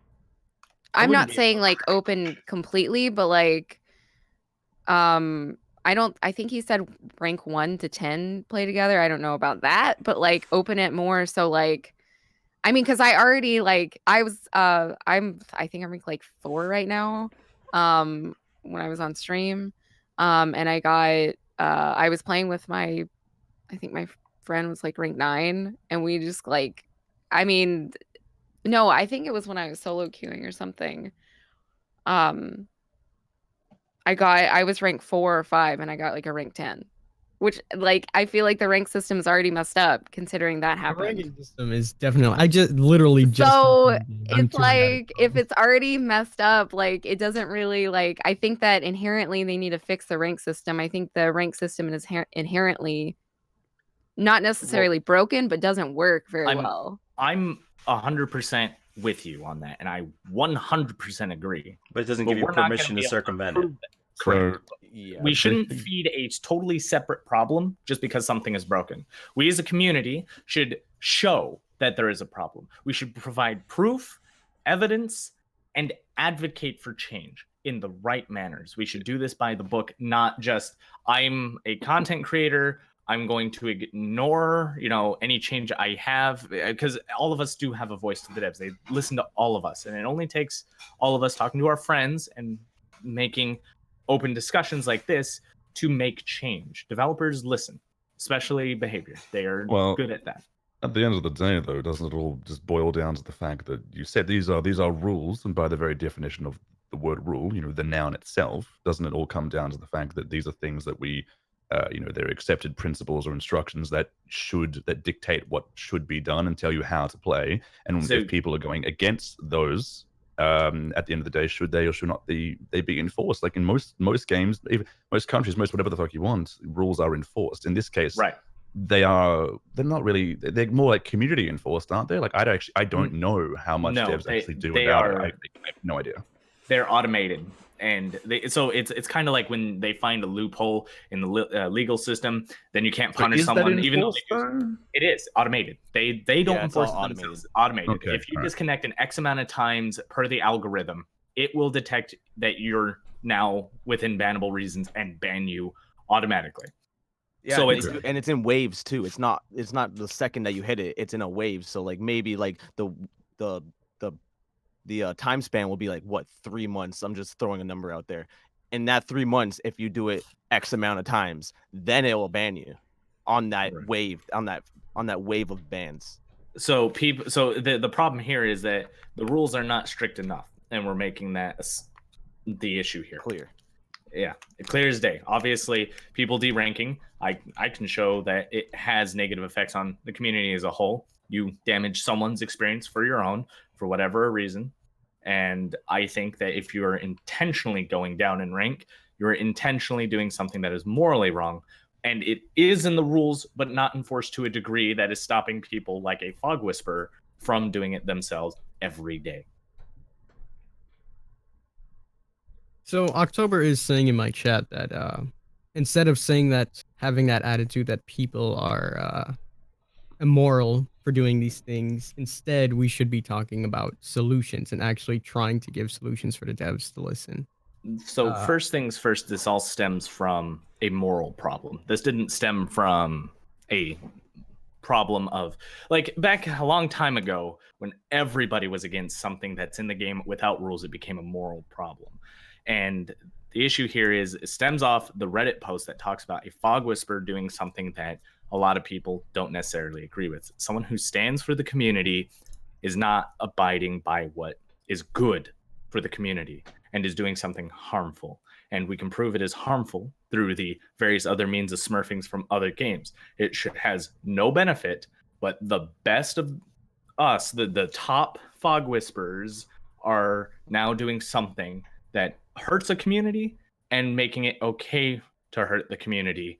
And we're trying to stop that. And it is in the rules, which is why we can come to this agreement of change needs to come. But this is also a community problem, whereas if it doesn't stop, we're just going to keep hurting ourselves for no reason. And it's up to us, a community, to come to an agreement of sorts. If we could just stop deranking, maybe come up with change, we can probably work a little better together versus how much we are against each other. It's not about hating one another. It's about coming to a, what would you call it? Oh, God. One word that you give up something. Kind of a median? No. God, why? I haven't had enough coffee today to remember this word. Starts with a C. Conclusion? Nah, kind of conclusion. Compromise. Compromise. That was it. Thank you. Oh, it's just gone from my head. I'm not here today anymore. But we come to a compromise where if a fog whisperer can stop deranking and show that there are issues at the top rank, then the rest of the community can come together to help provide the facts needed to the devs to show that there is an issue. It took a lot of people to show Freddy is broken and bad when the devs said, no, he's fine, after they nerfed him into the ground. It's been a year and we haven't even seen a rework because there's still a split on this. Some people say he's perfectly overpowered and doesn't need to be changed, and a lot of us are advocating for change, but nobody really agrees on it. It's kind of that kind of issue. Now we're stuck on this. Something morally wrong with the Fog Whisperer is now breaking the community into two sides. Deranking is perfectly fine versus deranking is very immoral and is damaging the community. So someone's got to compromise here, and either we compromise, damage the community, or we compromise and try to make change. Hey, I do agree with opening up the ranks a bit, and yeah, the having an incentive to actually be rank 1 would be nice too. But there's also like, I also think that it shouldn't be as easy as holding M1 to rank up as a survivor. Whereas like I feel like killer, it's easy, but at least you have to have some skill. But Well, like it got you can painted literally in this agree with corner that. when the whole I do emblem feel system like- changed, that they made it really easy for killers to rank up and not as easy for survivors to rank up. And then we wound up with but this. then it was messed this, up. yeah, But the it's- queue times They were kinda just awful went back because to the they exact same unbalanced thing their they had game. before. So then they had to raise the tide for the survivors, and now it's easy for everybody to pip. Yeah, I literally took off like 2 days ago. I took off all my perks, and I did 2 gens, and I pipped. Like I didn't even escape. I literally died. I healed somebody, and I still pipped. I was like, okay. rank system needs an overhaul 100%. That is because true. it just doesn't make any sense at this point. You don't have to be good. It's just you have to spend time. I have more than enough potatoes in my games on rank 1 for me to even count that I'm like, I have no idea what the hell you think you're doing, or I don't even know if you know what you're doing, but I don't think you should be here.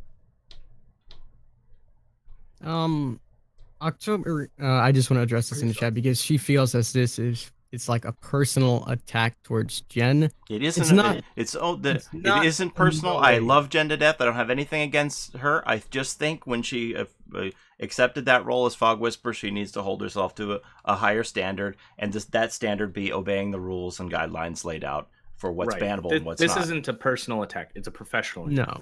The turn no one would give a damn if she wasn't a Fog Whisperer. But what brings this up is, again, it's someone who called out a Fog Whisperer. And we're gonna have another 50 Fog Whisperers coming.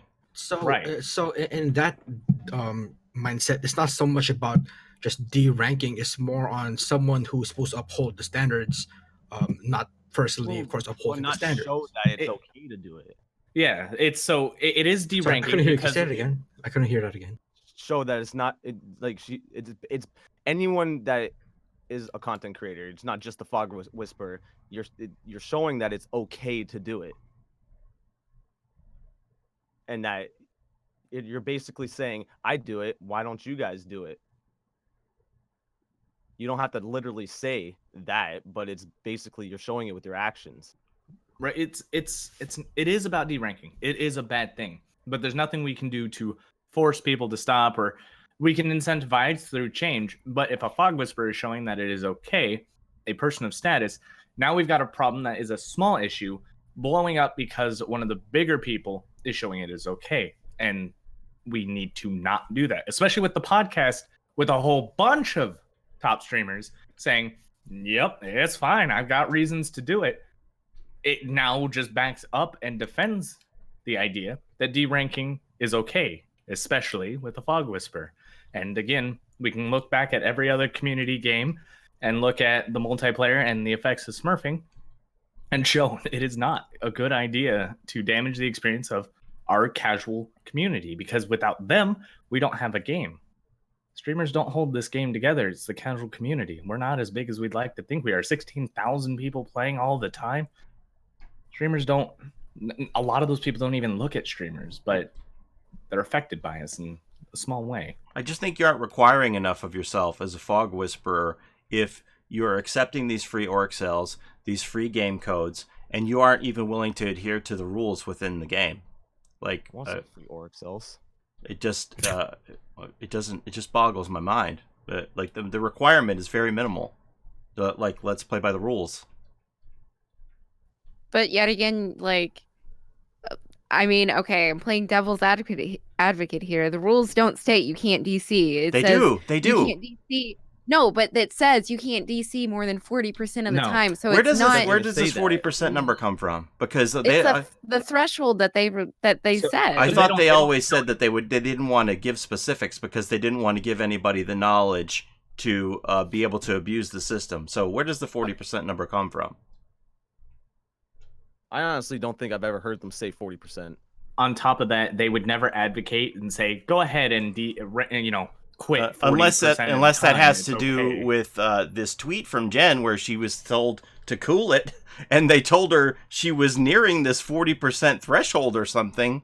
Like, I have no idea I mean, how let's anybody test even it. has info. I said last night that I would just be willing to sit there and DC game after game and see what it would take, but I don't want to take the 1 week ban. I think that the problem is then the devs need to come out with a certain specific number. But that's what they said, instead is they of don't want to making it provide the imaginary. specific No. because they don't want to give you that Not information specific. to allow you to continue to skirt and push the line and do it just enough to not get banned. But you the can't. idea here is not that you're allowed to quit. It's that it's supposed to stop people from quitting too much, but not punish people who accidentally disconnect because their ISP sucks. It's not to ban everybody just because they quit. It is a bad problem for the DCing. Rage quitting ruins the experience of several people. Everything. It is a bad thing, as confirmed by the devs, which is why this whole thing here. But people do legitimately sometimes just disconnect. I've done it. My ISP has dropped. No one's and- just accidentally DC'd 40% of their games, though. That's what I'm well, saying. no, that's not true, because that's why they put that 40% in there. Because yes, people are not all content creators. You're not thinking about the casuals, people who do have McDonald's Wi-Fi. The people you get there that have, like, my mom, when I used to live with her for the time, she had 1 megabyte download and like 502 kilobyte upload. If I were to play on that, I would lag like a crazy bastard.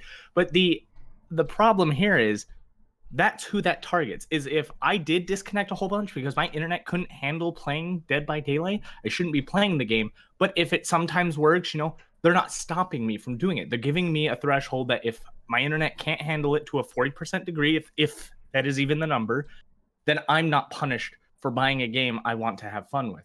It's not. But you're also saying that people just solely derank by DCing when like people go AFK or like do the minimal amount of effort in the game. That's another rule. It's called griefing. AFKing in a game is bannable, and you can record someone doing it. And yes, you can absolutely report. I remember when there was the bots that would just sit there and smack. Mm-hmm. And they had no rule against that. They had to make a rule to make it so that you can't bot a game and then just sit there and gather blood points and just. So they've done everything against farming. You can be banned for farming. Absolutely. Who's gotten banned for farming though? I don't know. They don't publicly talk about that. Have I banned someone for farming? Yeah. I've submitted a very good fair share of clips. I've submitted clips for people just basically farming me with the killer, just taking me off the hook, smack right back down, take me off the hook, smack right back down. I remember if you want to ask not Queen, our community manager, if anyone's been banned for it, that would be the way to go. Like, if you really want to. She'll probably tell you no, because again, that is considered private information. Developers will not usually talk about it. But if you want to ask, can you be banned for this? She'll likely say yes, because it is in the rules. It's there. Paulie, you even like uploaded win trading in League. You're not allowed to win trade. That's basically farming your rank. Yeah, isn't League a competitive game? But it doesn't matter. It doesn't matter. There are rules. DBD is a 4v1 party game. It's still part of the rules. Still rules. They're rules for a reason. You can't try to abuse the rules. What were you gonna say to me, Tide?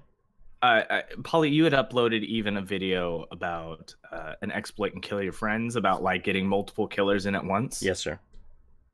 I mean, I'll be happy to respond to that. Well, I'm not pushing that as a bad thing, but I just want to use it as an example. Because I believe that only works in Kill Your Friends. That's so right. In a sense, that's not. It became bannable to post exploits. Yeah, I know about on this. video. Monto was actually. I know about this. Unfortunately.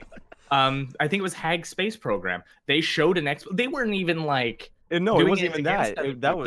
They landed on the new gen placement inside of the Ironworks. Yeah. Okay. So still, all they did was take a video and displayed something and received a ban. There's a terms of service in this game. One that you read, never mind. One that nobody reads because it is very long and like a legal document. In there, it actually explains to you everything you're not allowed to do in this game. And they do everything in their power to give you a fair chance. But it doesn't mean it's okay morally to do your best to find every loophole and abuse those loopholes, especially when it comes at the cost of someone else.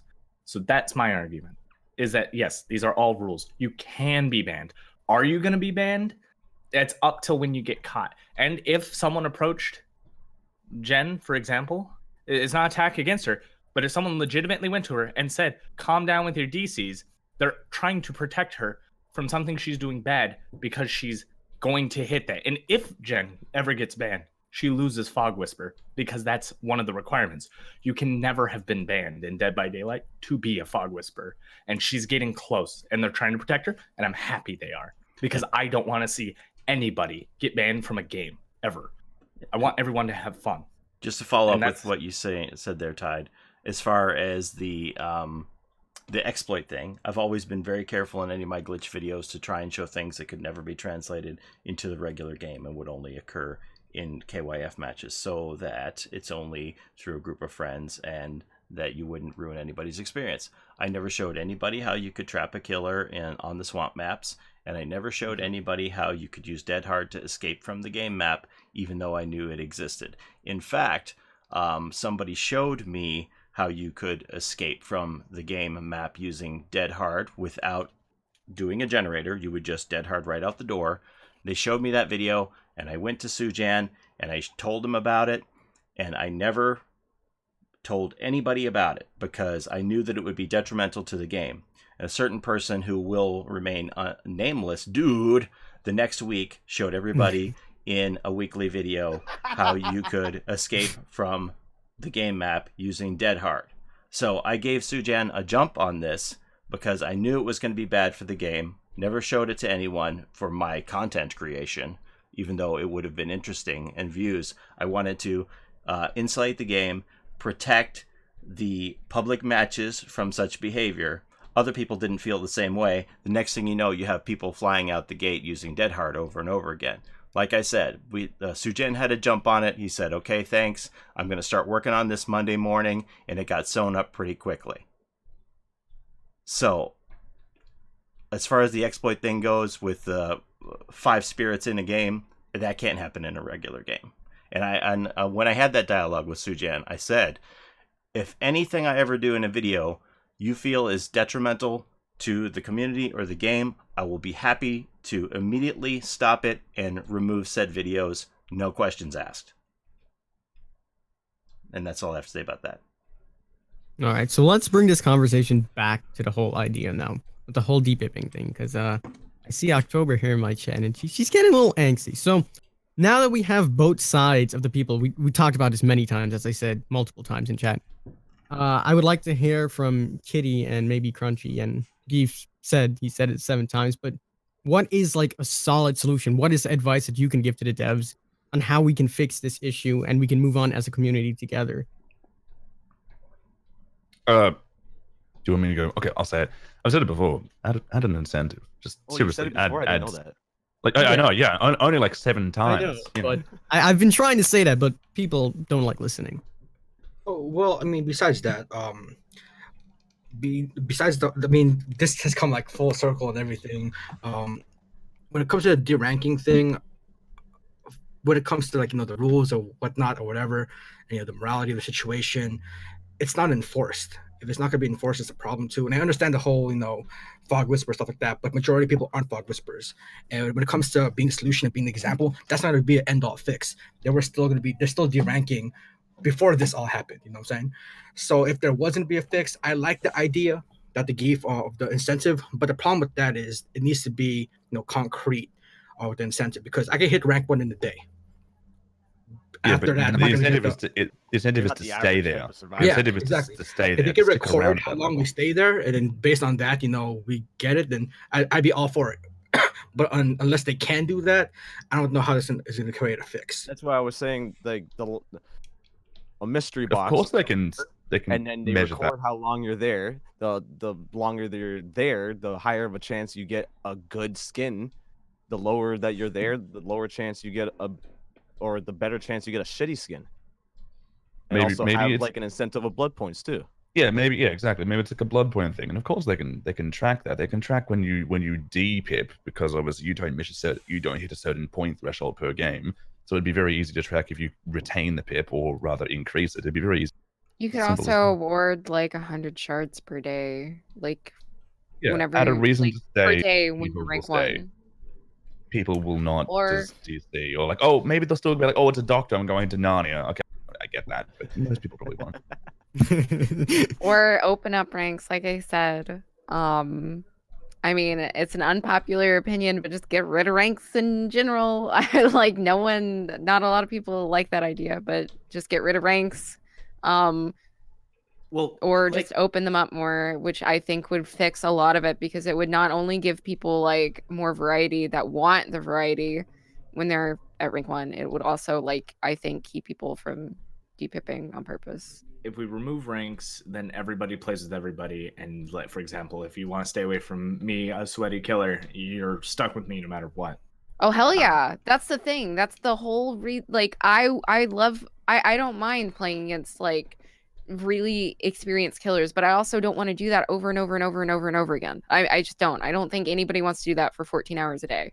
Like I just stream 13 hours Monday. Like and I'm sorry, I just don't want to do that. I wouldn't be able to do that. I would only be able to stream for like 3 hours, I feel like.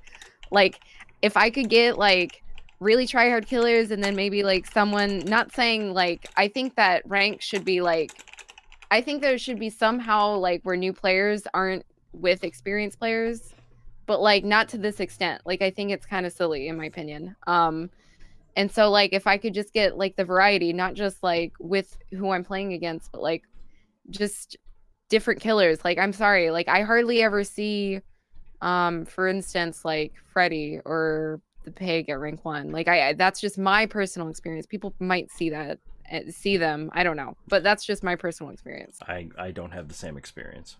Yeah, I don't either. So, someone brought up to me the EULA, which is the end user license agreement that we all agreed to by playing this game. And I know we're past this part, but I just want to read it real fast so there is no confusion for anybody everywhere. An exploiting errors in design, features which are not documented, and or bugs to gain access that otherwise would not be available or to obtain any competitive advantage is not allowed in Dead by Daylight. So in terms is there of more to that? No, that's it. That is the agreement. So as simple as that is when it comes to deranking and it being against the rules, to obtain any competitive advantage through means of errors in design, hence the 40% disconnect ratio that people are abusing, features which are not documented, or bugs that would grant you access to competitive edge, which is why trapping a killer in a map, for example, would be an unfair advantage. They can't hit you, you block them from doing anything, your whole team escapes, bannable. Monto reaching on top of something a killer can't get to, that is also bannable. Hey, he can get to it. Oh, could he? I don't even know he got banned. Oh my god. But anyways, to the point, anything that gives you a competitive advantage, even though we call this a party game, the word competitive advantage is still there to make sure that everybody has a fun and fair time. Deranking absolutely gives you a competitive advantage against those who are less skilled than you because they haven't played nearly as much. And I mean, if you're bumping into people of equal skill because they're also deranking, then that's just feeding the What if problem. they just took away you losing pips if you accidentally DC or if you DC? That way you can't do it. Right now, the reason that is not in place is because it's not dedicated servers. They cannot tell if you do that. They can only know that you left the game. Okay, well, why don't they just take it away if they know that you leave the game? And then that way no one can derank. So Because then because they had that. They actually had that and people were abusing other things that just, I'm not What were gonna they lose abusing? anything. The fact they don't depip if they're doing bad. Yeah. So now if I'm having a bad game, I'll just disconnect. There's no punishment. It is meant to be a punishment, but people are turning this punishment into an advantage for themselves that they enjoy, which is an issue.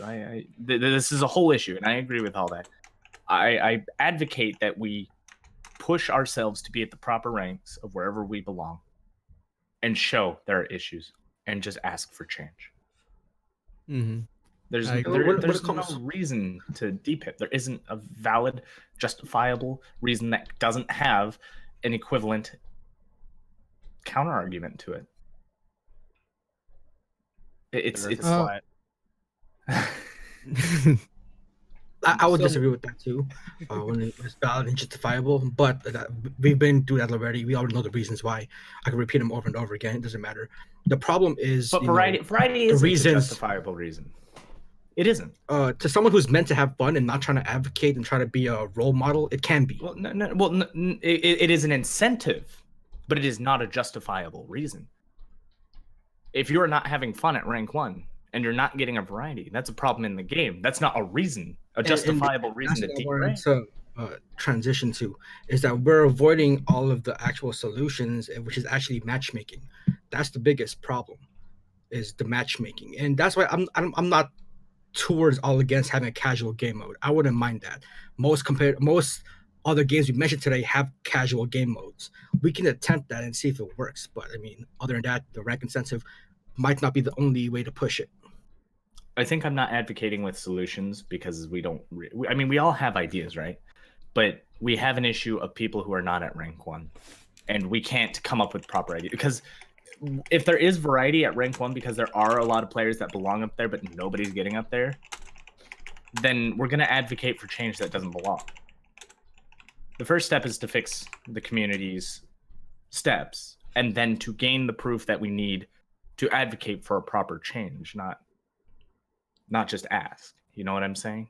Mm-hmm. Let's craft a solution in the future, but stop feeding a separate problem. I mean, but you kind of like brought it up before, where people thought that Freddy was a shitbag killer, which he is. He literally sucks, and like he's still like a shit killer after a year and a half.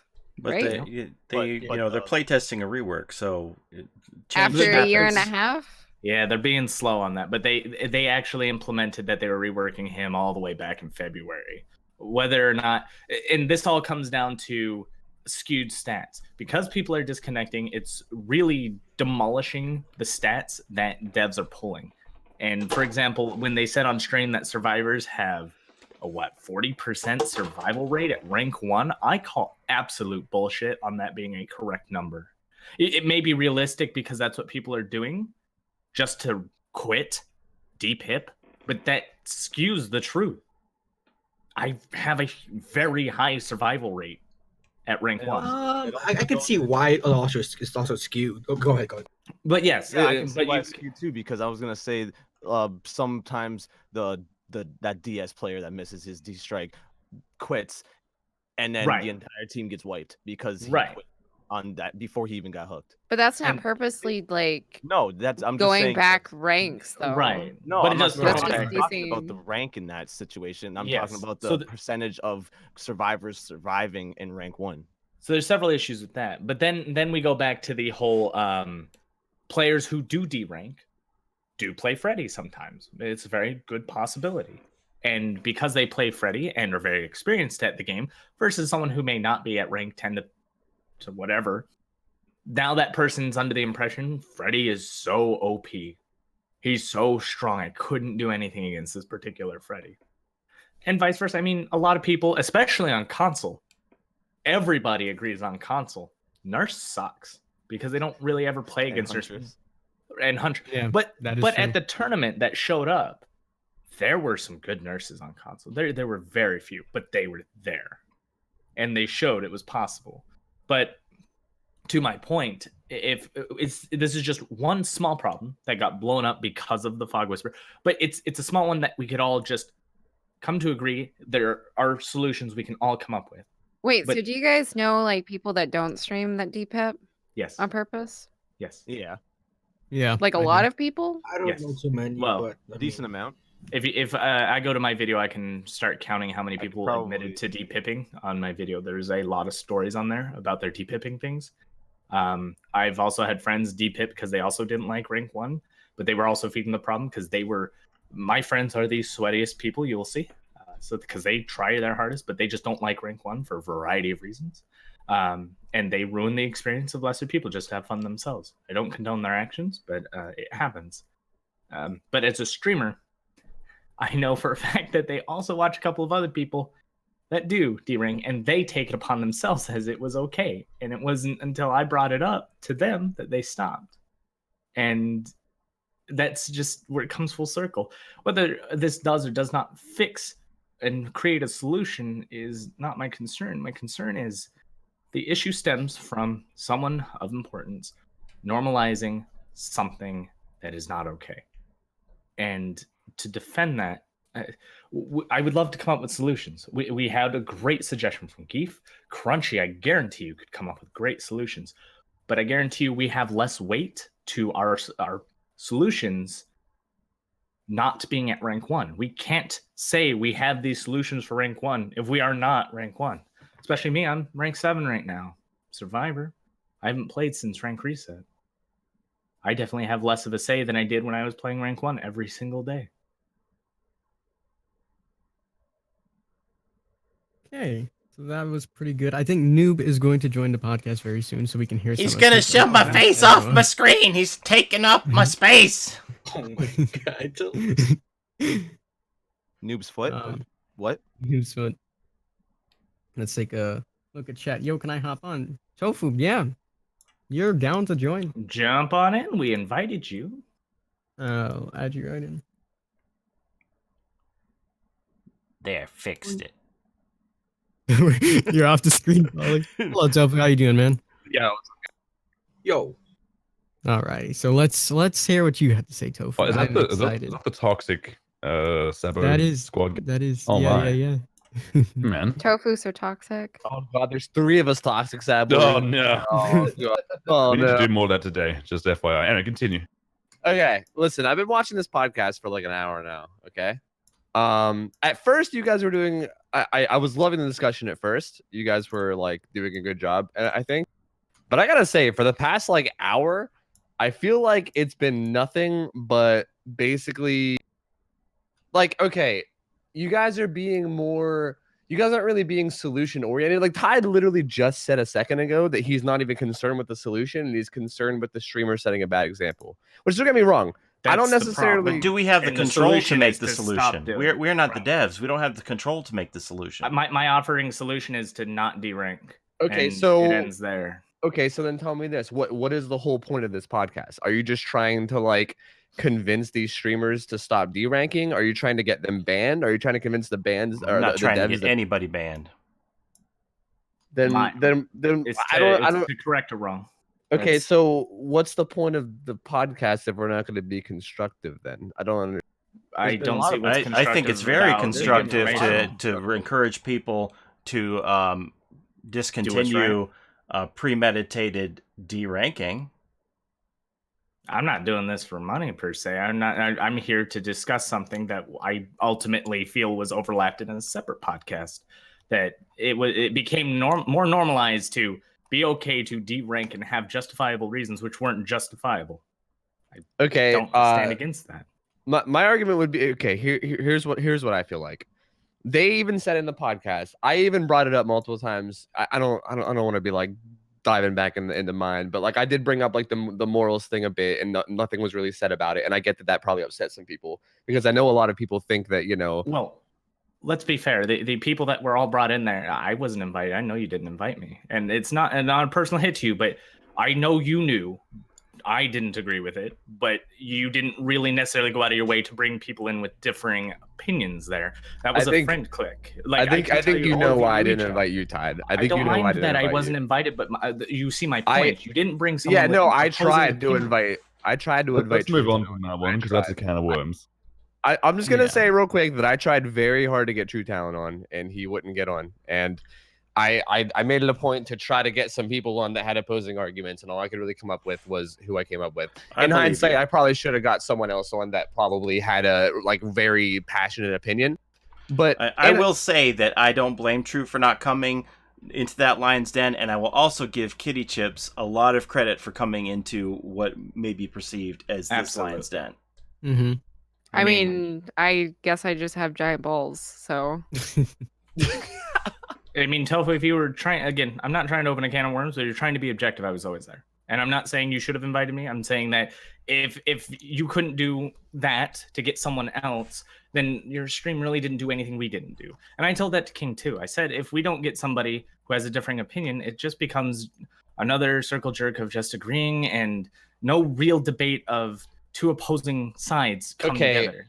Here's what I think. I think that the debate on this podcast is more about the moral standard of is deranking wrong, and like should like these top streamers that are deranking, should they stop? And it's more like, this might be a little like hyperbolic, but like you guys are in a sense sort of like shaming it and like shaming the streamers for doing it. I don't even think that's hyperbolic. I think that's just kind of what's happening. It's something against the room. It is wrong, and yes, we are. I would absolutely. I don't see how anyone could condone it. I think that the argument that they gave me was pretty solid. I still don't. I think the holes that you guys poked in that argument was basically anecdotal. Like, for instance, the main argument, the only argument that I think myself, like, this is personal opinion, that I think is correct about deranking.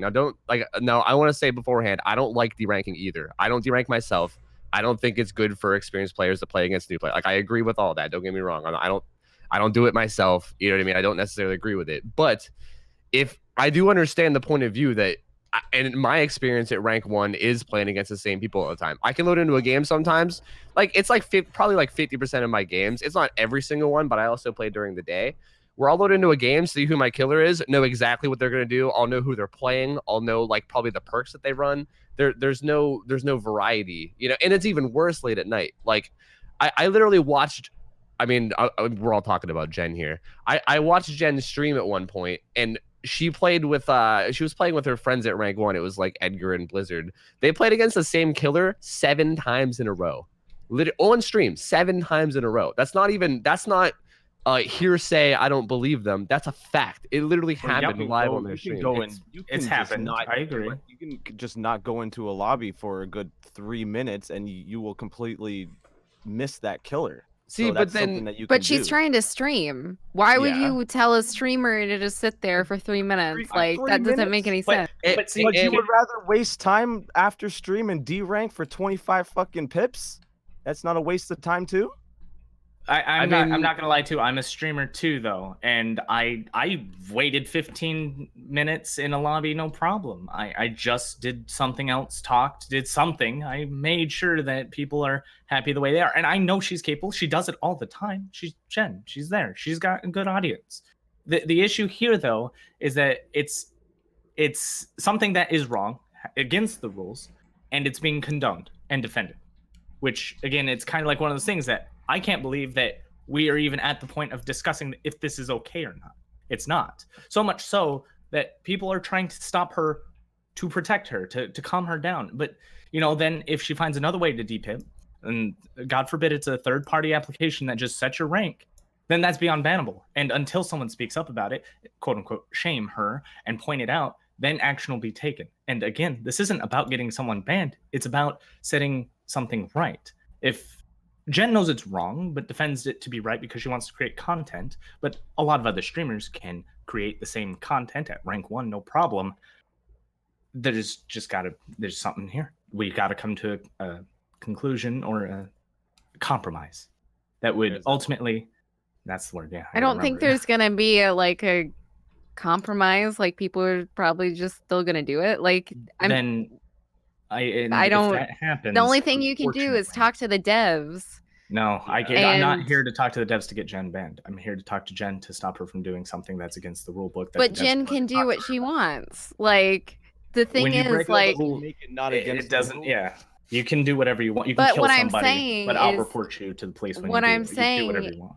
Okay, that's a little bit. That's like, it's extreme, but that's what you're saying to me. It's against the rule, but you understand the example here. No, what I'm saying is that you're saying you're trying to shame someone to stop doing something, right? That doesn't mean they're going to stop doing it. Like, no one, just because you're saying stop deranking, no one's going to stop deranking just because you say it. What I'm saying is that if you have a problem with it, then talk to the developers about it. And here we are making. You guys are the ones with the problem. That's why you derank. So why aren't you talking to the developers About your about problem. fixing it We and about just did your problems? yesterday. We literally just did. You guys weren't talking to the devs. A dev came in and was listening to it. We Yeah. have talked to the devs. I don't know if you guys are aware of the MOC server or any of that, but we have, and that, as a matter of fact, that podcast was obviously they were going to see it. It's that is the more constructive conversation. If we're gonna be honest here, like this. Don't get me wrong. I'm not going to say that this isn't constructive at all, but it's not going to change. Like I'm telling you right now, this isn't going to change. Like if you guys are just going to go on and on about these people should stop doing this because it's wrong, they're still going to do it because that's the way that they can create good and fun content for themselves, and they don't see it as morally wrong, at least not morally wrong enough. Don't get me wrong, I'm sure that Jen doesn't want to derank. I'm sure that the people that derank don't want to. I'm sure if they could achieve what happens through deranking by staying at rank 1, they would be glad to do it, which is why, like I said, instead of shaming them and trying to basically be like, hey, you guys need to fucking knock it off because it's morally wrong, which, don't get me wrong, is a fair argument. But I just don't from feel her like own it's a tweet, constructive- she herself said that she was told to knock it off from her own tweet, correct? So basically, I feel like this is just like a circle jerk bashing Jen for deranking, right? It's appealing, it's appealing to basic instead of just coming up with the solution, it's just like, well, we're here to shame somebody for doing something. That's kind of like the solution is to stop doing the bad thing. Come up with a solution either, did you? No, we did. I don't think What? anyone's What was your solution? I don't think anyone's bashing Jen. People Our love solution. Jen. Our solution I have no was problem with anyone. I don't give a Well, hold flying on, let fuck what Tofu you do, talk. but it's still wrong. I really do want to hear what Tofu's solution If you guys want to know what our solution we came up with as a group, it was to open up matchmaking so that there's more variety. Maybe Okay, and open it up a we talked slight about bit of that? ranks. And yeah, you guys did talk about it, which is what I said. I like the beginning of the conversation. Rewarding rank 1 in some kind of a way, which I know you guys Said talked the about same that as thing. well. And also possibly when it's all fixed, then punishing deranking. Why when it's fixed? Why not now? It's a Because- bad thing now. Smurfing, deranking, all bad. It's proven within communities to be bad. This isn't a developer problem. This is a community problem. And if you and the others are like, you know what? Fuck the community. We'll do what we want because it helps us at the expense of others. Then I can't tell the devs to do anything about that. You could do whatever the fuck you want. The problem is, it's a community thing. And this community has gone through some serious shit. The fact you couldn't even come to me to talk to me is a massive problem. And yes, we've had our problems before, but I can always have a civil conversation with anybody. And it comes down to this community is just shattered all over the place. Nobody gets along. This is one of the worst communities, unfortunately, within gaming. And we're not even a MOBA. We're not even a competitive game. We're just really bad at talking to each other. We're really bad at not doing things that impede others' enjoyment. We just do what's right for us. And that's what this is for. We have a fog whisperer who is the top of the moral chain, who is special treatment from behavior because that's what fog whisperers are for. And they're doing something wrong, something that has proven to hurt other communities. And we're okay with this up until developers fix it. Why didn't we civilly all come together and just fix the issue by providing the devs with proper proof? Why didn't we all just talk, all of us? Is that not what we've been doing? You refuse to come here because I'm here. So no, it is not. It took an hour for you to come on. KittyChipz jumped in. I appreciate her. She even can confirm that listen, I pushed really I'm just- hard for both of you to be here. Listen, if on you're gonna top of keep that- calling me out on No, not I'm coming not because just you're calling here, just you. dude, Not you just fucking you. Listen. threatened us with legal action about us saying bad words about you in our stream. Yeah. So Do you fuck want off. to Straight admit what you did? Do you want to admit, like, when I was first starting Dead by Daylight? Do you want to tell everybody what your wife and you were doing on your stream? I feel like that's neither here nor there. to the we- like, we that's should, what's going on. We're keep getting off this topic. out We're of- getting off topic for so personal I get that beefs. point. If you want to push that, I'm talking about community. I'm not calling you. I'm calling everybody out on this. If you defend something that is provenly bad, the solution I have is that we stop doing the bad thing as streamers together. Can we not agree to that, or are we just going to continue to do the thing that has been proven to be bad? Tofu? I don't fucking do it. So you don't have to ask me. I don't have to so then do you condone what Jen does? Do you condone what every other D-ranking streamer does? Yes or no? I think that they have some reasons for doing it, and I don't necessarily think that they're extremely wrong. I think that there's definitely valid arguments to both sides. I think that it is wrong in one so way. you condone it. It's a yes or no. No, it's not a yes or no. I think it's a gray area. It is. It's a gray area. Yeah, I think I sort of condone it in some way, but I also think it's very bad, and I think it should be changed, and I think it should be fixed. It's not gray. It's the thing is, de-ranking itself and ruining the experience of others is proven to be bad. That is not gray. Do you or do you not condone the ruining of experience of others? You'll say no, which is fine because you're not a bad person. So the idea though here is she's got reasons to not want to be at rank 1. I understand this. Does not make feeding a separate problem a good thing or a right thing to do. So, like, what you're saying is that, like, because there's an issue with everything else in the game doesn't mean that it's okay to derank. It's basically correct. Which I don't get me wrong, I totally understand that point of view, but their side of the view is that, like, this is their livelihood, this is their job, and they're gonna do what they got to do to, like, actually have a good time and have fun, even if it's slightly morally wrong. They think that it, you know, anyway, I don't want to speak for anybody because I don't know. I don't know. So speak for yourself. You don't derank. Why? Because I would probably feel bad. I mean, you're not wrong. Honestly, it's partially because I'm lazy, because I don't want to take the time to do it. Okay. You know? But you can make good content at rank 1. You do a fair good job, don't you? You're capable. I feel like I would be. I honestly feel like I would make much better content if I deranked. I'm gonna be honest. I really think I would. I see their point of view. Because you take advantage again, and that's the taking advantage. That's the moral thing. You can absolutely make way better content when you can always show dominance in something, and it'll be that way all the time. 360 montages are out there all the time, and they're against people who aren't necessarily that great, and they take advantage of the whole deranking thing. Not even just that, but being at a lower rank. Do you mind if I just want to say that I don't, for me, when I say better content, I don't even think it's deranking. I think good content comes from genuine fun. I think if you're genuinely not having fun with something, it shows, and if you're genuinely having fun, it does show as a streamer, as a, you know, and you know, running into the same killer 7 times in a row. It's the same reason why I don't do like kill your friends with subs or whatever. Because like when games are easily predictable and you already know everything that's going to happen in a game, it kind of loses its like it's fun, right? Like I think that I would have more fun deranking because of the variety. Because I wouldn't load up like see the killer with like with like legacy pants and it's a Billy and I'm like, oh, that's Ryan Pez. I know he's really good at the game. I know exactly how he's gonna mind game every tile.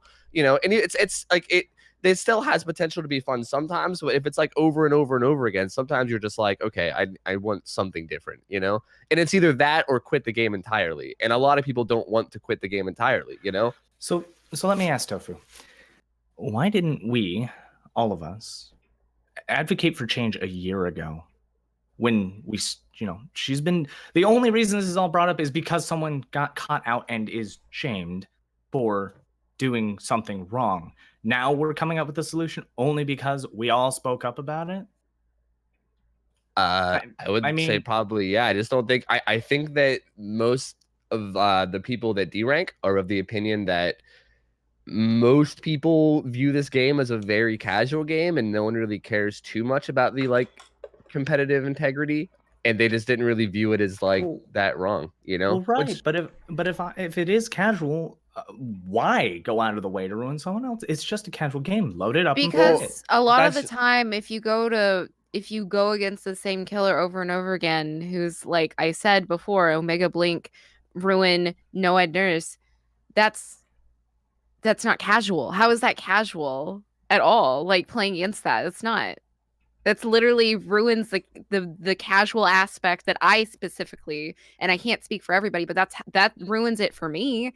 And like I said, maybe I'm not meant to be at rank 1. Maybe rank 1 should be harder like it used to be, but no killers will be able to get games at rank 1 because it'll be too hard to get there for survivors.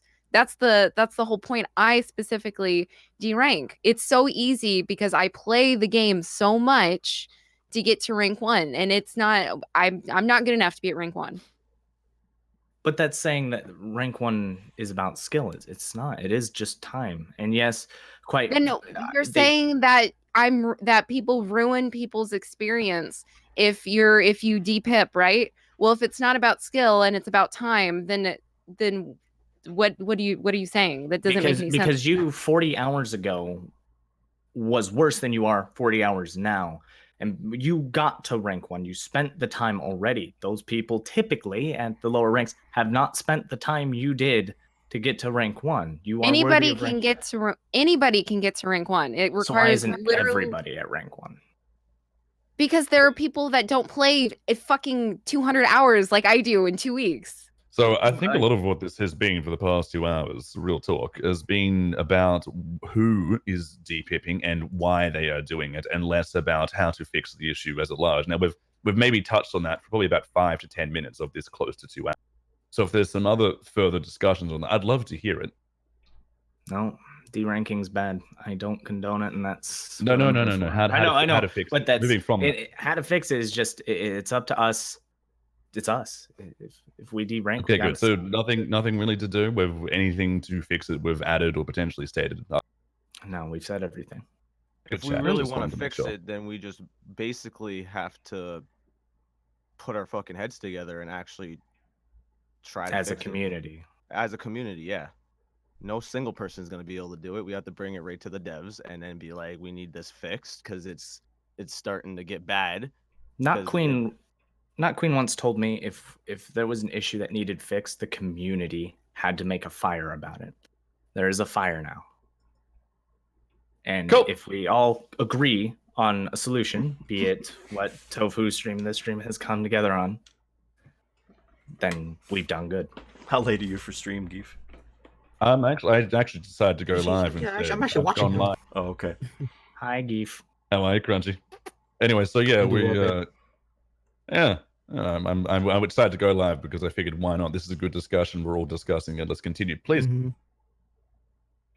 And then more eyes on it is better anyway. So that is good. I think we, like I said, at the beginning was good. All fixed. We got into some gray areas, but I think we pretty much wrapped it up.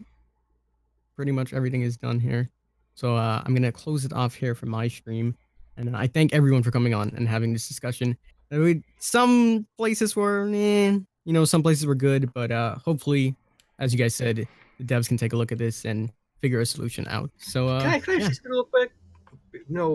Before we all know everything is all out of hot in here and serious. The devs are gonna have to chime into this for things to get fully fixed, and it is our job to try and get the word out there, and we have. And that was part of the dev stream today, where they said they took notice of Tofu's podcast yesterday. So they just were unprepared to make response, because it was so hot on the heels of the dev stream. So we'll just have to see where it goes from here. We've batted the ball into their court, and it's up to them to run with it, right? They got to figure out what they're going to do.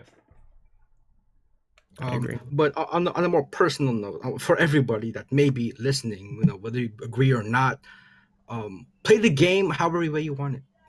It's your time, it's your game, it's your fun. Do with it what you can. You know what I'm saying? Although do it within TOS. At the end of the day, it's your fun. You know what I'm saying? To me, when it comes to randos having fun versus my fun, I care about my fun. And I'm a rank 1 player, so I have fun regardless. But yeah, take that away. Just have fun with the game, guys. It's not that serious. Relax. Well said. All right. So on that note, I think we are all done. I thank everyone for coming out today. We had Bricky, we had Kitty, Crunchy, Geef, Monto, Noob for a couple of seconds, Tofu for coming out, Paulie, and Tide. So thank you, everyone, for coming out. I appreciate it, and we'll catch you guys next time. Take care. Cool. Monto, sing your song, the outro. I'm just all about this money. I don't care about no thought. Girl, you don't know about me, so get off my fucking D. Boy, I'm out. That was real. I'm not out yet. That happened.